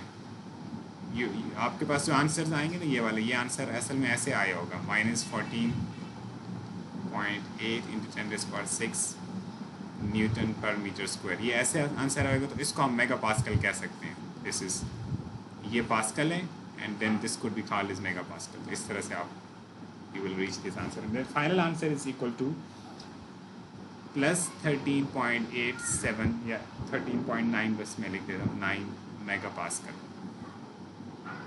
अब ये जो पॉजिटिव आंसर, इसका मतलब है टेंसाइल स्ट्रेस है एट पॉइंट ए. ठीक है, sigma X at point A है ये. तो ये हमने फाइंड कर दिया, sigma X at point A. ठीक हो गया. नेक्स्ट हमें चाहिए था the angle that the neutral axis forms with the horizontal plane. ठीक है, तो न्यूट्रल एक्सिस का जो फार्मूला है वो आप इजीली लोकेट कर सकते हैं. मसलन अगर मैं इसी न्यूट्रल एक्सिस की डेफिनेशन क्या होती है? At neutral axis sigma X is equal to 0. इसका मतलब है ये जो एक एक्सप्रेशन है मेरा -mv ua over iv plus mu va over I you, अगर मैं इसको इक्वल टू 0 पुट कर दूं तो यहाँ से जो यू ए और वी, सॉरी ये मैं ए अभी नहीं लिखना चाहिए जनरली स्पीकिंग, तो ये इस तरह से लिखेंगे यू एंड वी, यहाँ से जो कोऑर्डिनेट्स हैं इनके लिहाज से मुझे वो पता चल जाएगा, न्यूट्रल एक्सिस की लोकेशन पता चल सकती है। ठीक है, इसके आप एक काम तो ये कर सकते हैं कि आप सिंपली यहाँ पे वैल्यूज़ पुट कर दें, minus M V I V की वैल्यूज़ भी पुट कर दें, एम यू और आई यू इसकी वैल्यूज़ भी आपके पास हैं, तो आपके पास एक इक्वेशन बन जाएगी और यू और वी की फॉर्म में। ठीक, एक तरीका इसका ये है, लेकिन जनरली हम इसको ऐसे भी कर सकते हैं, आप इस तरह से भी इसको कर सकते हैं, लेकिन generally we can do it like this, minus M V को मैं लिख सकता हूँ ऊपर जो मैंने किया हुआ है, एम वी को मैंने लिखा था what was that, mv was m naught cos of 40.4, m naught cos of 40.4,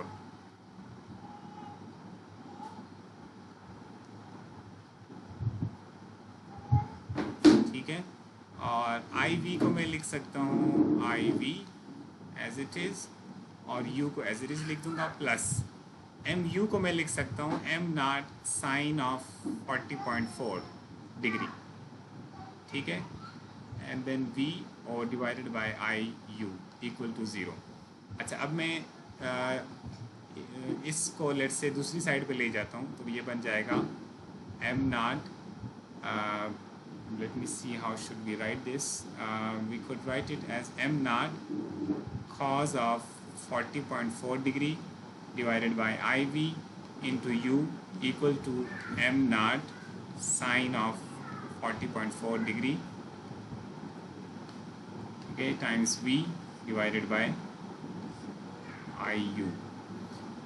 अब आप m naught कैंसिल कर सकते हैं from both sides, you can सी, और what we can do next is we can write it down as u equal to,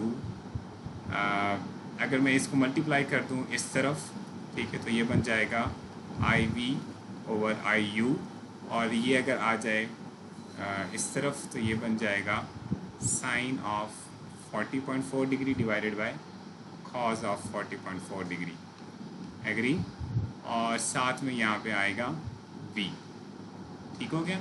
अब ये जो expression बन गया है equal to I V over I U, ये इसको मैं फर्दर लिख सकता हूँ टेंजेंट 40.4 डिग्री, ठीक है, into v।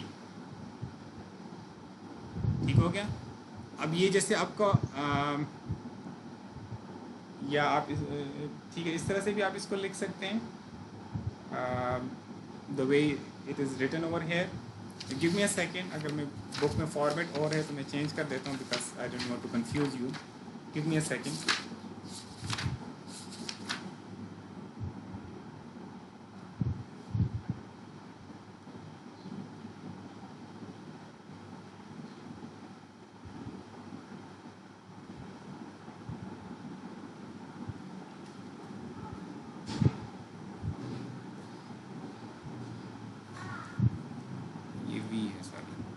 Now this is fine.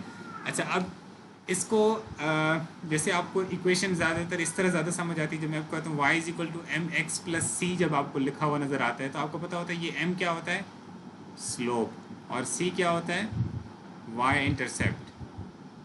ठीक, तो अब हमारे पास जो इक्वेशन है वो इस तरह लिखी हुई है, u equal to I V और I U into tan of 40.4 degree,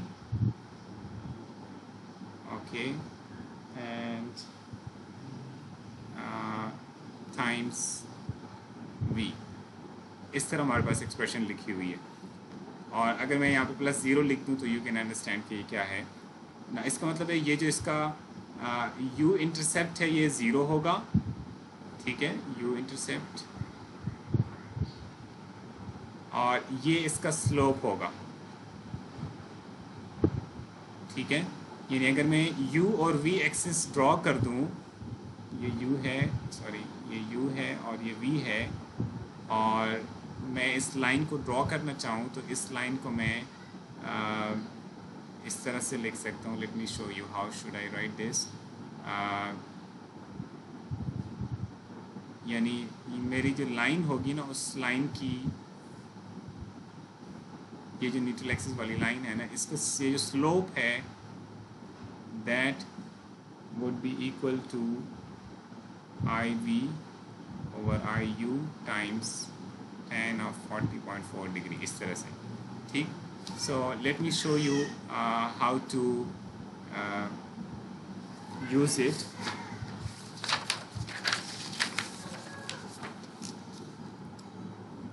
आप सिंपली इसमें वैल्यूज़ अच्छा, अब इसको ये जो आपको यू नज़र आ रहा है, मैं इसको अगर इस तरह से लिखना चाहूँ, यहाँ पे वी आपको नज़र आ रहा है.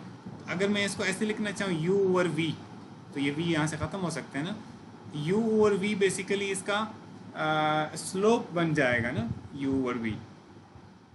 ठीक है, स्लोप. इसको मैं अगर एक नाम देना चाहूँ टेंजेंट फाई, ठीक है, तो मैं नाम दे सकता हूँ. सो फाइनल हमारा जो जनरल फार्मूला ये है, tangent phi equal to I V over I U into tangent theta, where theta is the angle of m vector with this axis, v axis.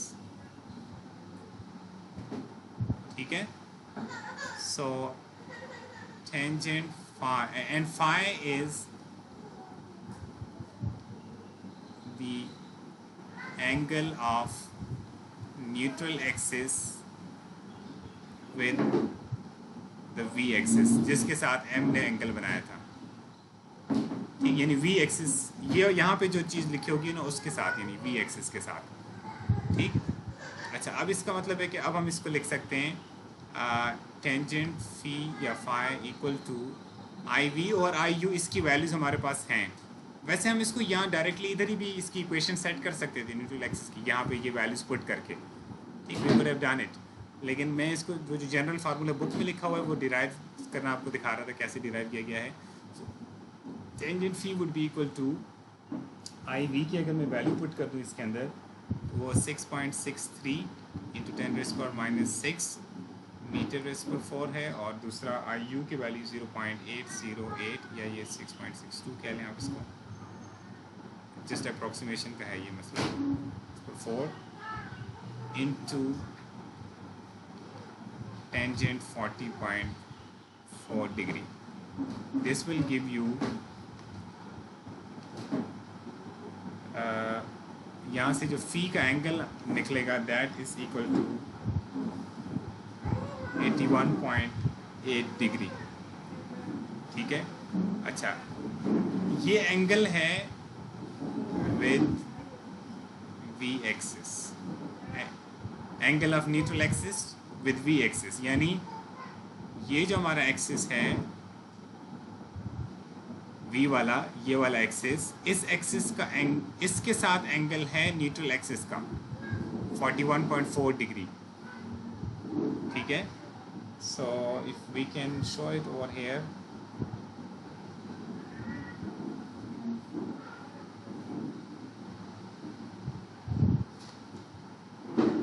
Angle कितना आया है ये 81.8 डिग्री. यानी यहाँ से शुरू हो जाएंगे. अगर मैं न्यूट्रल एक्सिस को ड्रॉ कर सकूँ may be with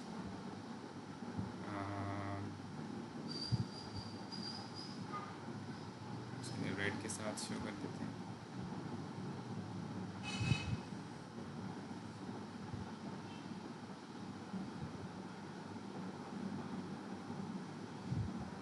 this is neutral axis. इसका एंगल, ये जो एंगल है ना, this is angle fee 81.8 degree. अब अगर इसका हॉरिजॉन्टल के साथ एंगल चाहिए, ये वाला एंगल जिसको आप बीटा का नाम देना चाहें तो बीटा का नाम कह सकते हैं. Then beta would be equal to, total angle है 81.8 डिग्री और -40.4 डिग्री आप करेंगे तो आपको आंसर मिलेगा 41.4 डिग्री, यानी ये जो एंगल है this is, give me a second, sorry ये एंगल मैंने ये यहाँ लिख दिया, ये वाला एंगल, सॉरी ये तो 40.4 ही है जो मैंने अभी लिखाया था, ये एंगल बीटा है, let's say angle of neutral axis with horizontal, यहाँ भी आप शो करना चाहें यहाँ भी कर दें, यहाँ भी शो कर सकते हैं, ये भी एंगल बीटा है 41.4 डिग्री।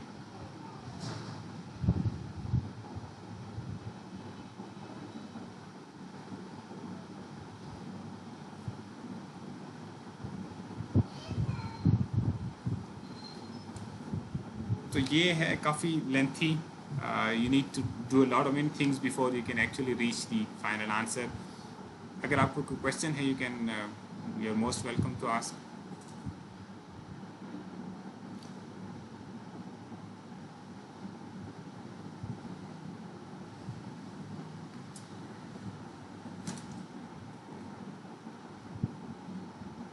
जी हमें असल में प्रॉब्लम ये गिवन थी, जी सेक्शन था उस पर ये मोमेंट लग रहा था, उसकी डायरेक्शन हमें गिवन थी कि कहाँ लग रहा है, या हमें लोडिंग प्लेन की डायरेक्शन गिवन होगी या मोमेंट वेक्टर की गिवन होगी, तो ये किसी एक की गिवन होगी। ठीक, लोडिंग प्लेन जो है वो उसके परपेंडिकुलर होते हैं ना मोमेंट वेक्टर, लोडिंग अगर ऊपर से लगेगी इस प्लेन में, मोमेंट वेक्टर इसके परपेंडिकुलर होगा।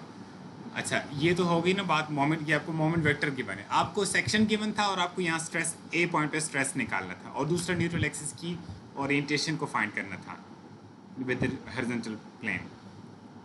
ये जो काम है ना ये वाला स्टेप, ये स्टेप प्रिलिमिनरी स्टेप्स हैं, इसलिए यहाँ पे ये डायरेक्टली गिवन है, ठीक, विदाउट शोइंग एनी वर्क। ये इसकी वर्किंग आपको यहाँ नहीं दिखाई गई, ये हमने डिस्कस कर लिया है यहाँ पर।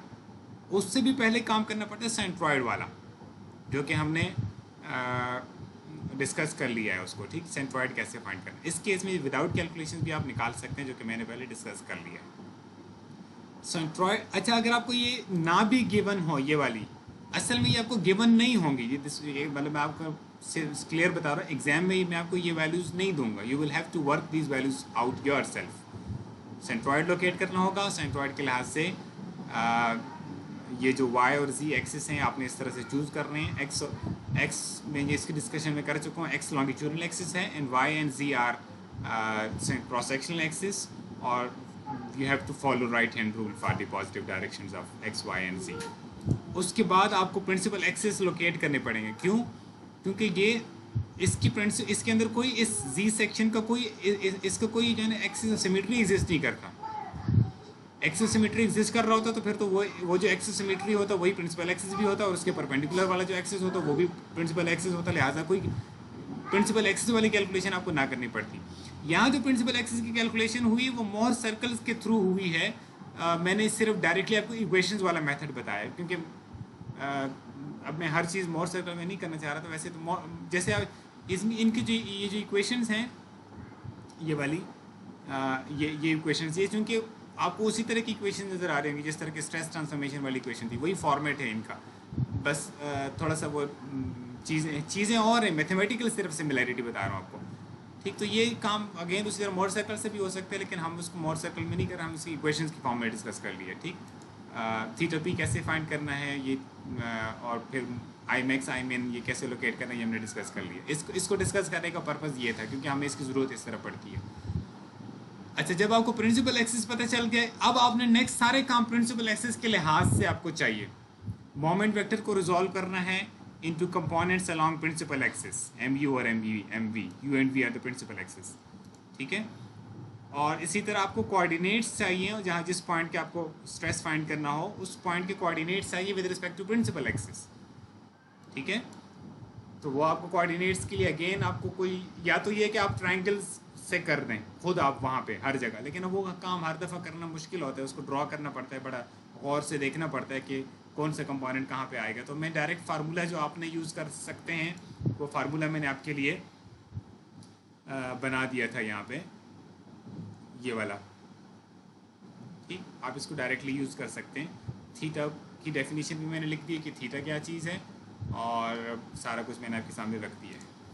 अच्छा उसके बाद नेक्स्ट स्टेप में आपको जस्ट इन वैल्यूज़ को पुट करना था, जिससे आंसर आ गया। अब न्यूट्रल एक्सिस का ये जनरल फार्मूला आप यूज़ कर सकते हैं, बस आपने वैल्यूज़ पुट करनी है इसमें ये ध्यान रखना है कि ये जो थीटा है ये इस यहाँ पे जो आपने लिखा होगा, जो भी आपने u और v लिखा है या z और v या आपने y और z जो भी नाम दिए हुए, लेकिन हम इसको u और v बेहतर है कि नाम दें u और v प्रिंसिपल एक्सिस को, ठीक। तो आई वी और आई यू कर दें इंटू टेन थीटा एम, ठीक है। आप इस तरह से भी फिक्स कर सकते हैं कि आप हमेशा मेजर प्रिंसिपल एक्सिस को v नाम दे दिया करें, माइनर को u नाम दे दिया करें, तो आपके लिए इजी होगी ये कैलकुलेशन, ठीक। बहरहाल जिस ये थीटा m मोमेंट वेक्टर का एंगल है with respect to v axis, ठीक। यानी थीटा m जिस रेस्पेक्ट से ये है, आप v एक्सिस के लिहाज से मोमेंट वेक्टर का एंगल आपने किस लिहाज से लिया, ये थीटा m तो मोमेंट वेक्टर का एंगल है बेसिकली, ठीक। मोमेंट वेक्टर का angle with respect to v axis, तो आपने उसी एक्सिस से फिर फाई को मेजर करना है, या फी जिसको आप कह सकते हैं, ठीक। 81.8 डिग्री, तो ये आपको मिल गया न्यूट्रल एक्सिस का एंगल, लेकिन ये v एक्सिस के साथ है। अगर आपको हॉरिजॉन्टल के साथ चाहिए तो आप इसमें से सब्ट्रैक्ट कर सकते हैं कि ये एंगल जो थीटा m है 40.4, ये सब्ट्रैक्ट कर दे तो ये एंगल आपके पास आ सकता है, ठीक। ज़्यादातर जो इसमें काम टाइम लगता है वो लगता है इसके प्रिंसिपल एक्सिस को लोकेट करने में, ठीक हो गया। चले जी, दैट्स इट। आप इसको बाकी को देख लीजिएगा, बाकी आसान थे इसलिए मैंने टच नहीं किया। ये आप टॉपिक हमने नहीं पढ़ा, ये हमने एक्सक्लूड किया हुआ है, ये वाला general case of eccentric axial loading ये हमने नहीं डिस्कस करना, हमने ये डिस्कस किया जो टॉपिक अभी आपको मैं दिखा रहा हूँ, ये वाला अनसिमेट्रिकल बेंडिंग, ठीक है। इसमें आप देखिएगा, आपको और शायद एग्जांपल्स ये देखिएगा, ये अब आसान सा है, मैं क्विकली आपके साथ इसको गो थ्रू कर रहा हूँ, ठीक है। 1600 पाउंड इंच कपल लग रहा है apply to wooden beam of rectangular cross section 1.5 by 3.5 inch, 1.5 by 3.5 inch. अब ये रेक्टेंगुलर सेक्शन है, ये इसके दो एक्सिस ऑफ सिमेट्री एग्जिस्ट करते हैं, इसका मतलब है यही इसके प्रिंसिपल एक्सिस होंगे। वो जो इतना सारा काम आपने किया था ना for locating the principal axis, वो यहाँ पे यानी सेकेंड्स के अंदर हो गया, ठीक है। आपको बगैर मेहनत के मिल गया प्रिंसिपल एक्सिस। ये तब आसान होता है अगर सेक्शन का कोई ना कोई एक्सिस ऑफ सिमेट्री एग्जिस्ट करता हो, ठीक है। In a plane form an angle of 30 degree with vertical, ठीक है। अब आपको ये मोमेंट वेक्टर गिवन होगा, वो जो प्लेन है ना लोडिंग प्लेन, उसका एंगल 30 डिग्री है विद वर्टिकल, इधर लोडिंग ऐसे लग रही है, तो moment vector will be perpendicular to that 1600 pound inch, इस डायरेक्शन में बनेगा, ठीक है। सो मोमेंट वेक्टर ये है, इसका मतलब है कि मोमेंट वेक्टर का हॉरिजॉन्टल के साथ जो एंगल है वो 30 डिग्री होगा, जैसे आपको यहाँ पे नज़र आ रहा है। अच्छा, नेक्स्ट अपने करना फाइंड क्या है, determine the maximum stress in the beam, the angle that neutral axis surface forms with horizontal plane. ये तो उसी तरह का हो गया, angle of neutral axis with horizontal plane. Maximum stress के लिए मैक्सिमम स्ट्रेस कहाँ लाई करेगा, जहाँ पर आपका फारदेस्ट पॉइंट होगा ना न्यूट्रल एक्सिस से, तो पहले आप न्यूट्रल एक्सिस लोकेट कर लें, ठीक है। पहले आप न्यूट्रल एक्सिस लोकेट कर दें और उसके बाद फिर आप लोकेट कर दें, यानी जो पॉइंट फारदेस्ट होगा ना वो उस पॉइंट के ऊपर आपका लाई करेगा। तो बेहतर तरीका ये कि आप पहले न्यूट्रल एक्सिस लोकेट कर दें, उसके बाद फिर आप लोकेट कर दें कि वो कहाँ पे लाई करेगा। इस पर्टिकुलर केस में शायद इजी हो इसको वर्कआउट करना। Let me take you to through the process. M को आपने रिजॉल्व कर दिया, ये एम आपको इस डायरेक्शन में, सॉरी ये डायरेक्शन गिवन थी एम की, आपने इसको अब यहाँ पे प्रिंसिपल एक्सिस को जी और वाई कहा गया है, ठीक। यही एक्सिस प्रिंसिपल एक्सिस हैं, जो हॉरिजॉन्टल और वर्टिकल एक्सिस हैं, यही इसके प्रिंसिपल एक्सिस भी हैं। तो हम अब दोबारा यहाँ पे यू और वी नहीं यूज़ कर रहे हैं, अब हम जी और वाई कह रहे हैं इसको, ठीक है।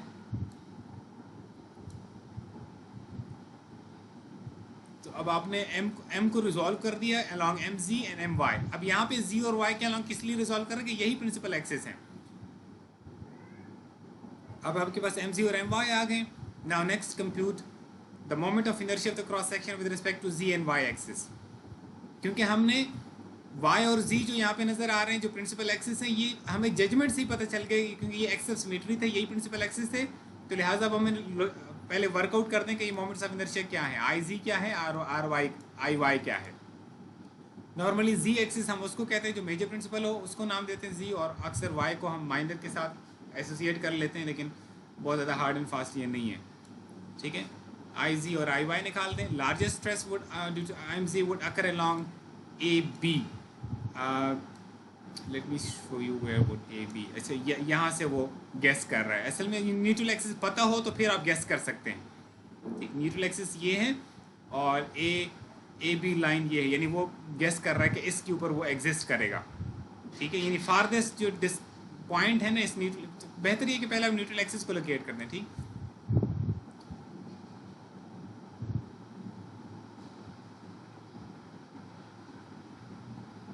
अच्छा, वो largest due to M Z अच्छा ओके ओके ओके, वो एम जी की वजह से लार्जेस्ट निकाल रहा है, फिर एम वाई की वजह से लार्जेस्ट निकाल रहा है। अब एम जी के लिहाज से लार्जेस्ट वो होगा जो इस जी एक्सिस से फारदेस्ट, जो यानी वाई मैक्स होगा ना जब,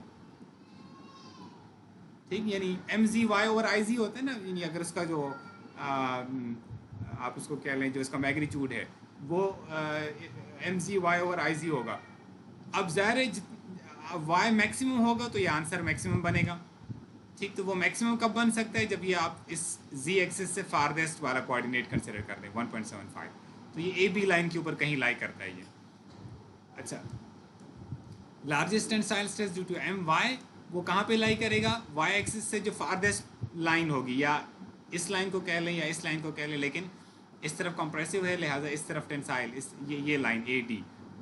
अच्छा, ये इसके अंदर आपने ये half of this 0.75 inch put कर दिया, 609.5। लार्जेस्ट टेंसाइल कंबाइंड दोनों की वजह से वो एट ए पॉइंट लाई करेंगे, तो लिहाजा आप उनको सम अप कर देंगे। यानी वो किस तरह से पता चल गया, हमने इससे सबसे ज़्यादा नीचे जाना था तो ए बी लाइन पे फॉल कर गए, फिर हमने इस वाई वाली लाइन से लेफ्ट साइड पे फारदेस्ट जाना था तो हम यहाँ फॉल कर गए, तो ए पॉइंट दोनों में कॉमन है।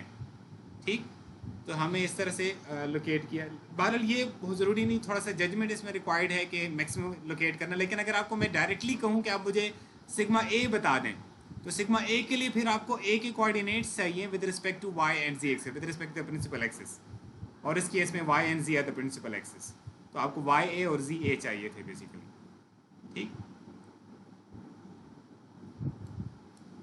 एंगल ऑफ न्यूट्रल सरफेस उसी तरह से आई जी आई वाई और टेन थीटा, आई जी और I Y into tan theta. Theta क्या चीज़ है, angle of M with Z axis, जो यहाँ पे आपको नज़र आ रहा है। ठीक, angle of M vector with Z axis वो कितना है, 30 डिग्री।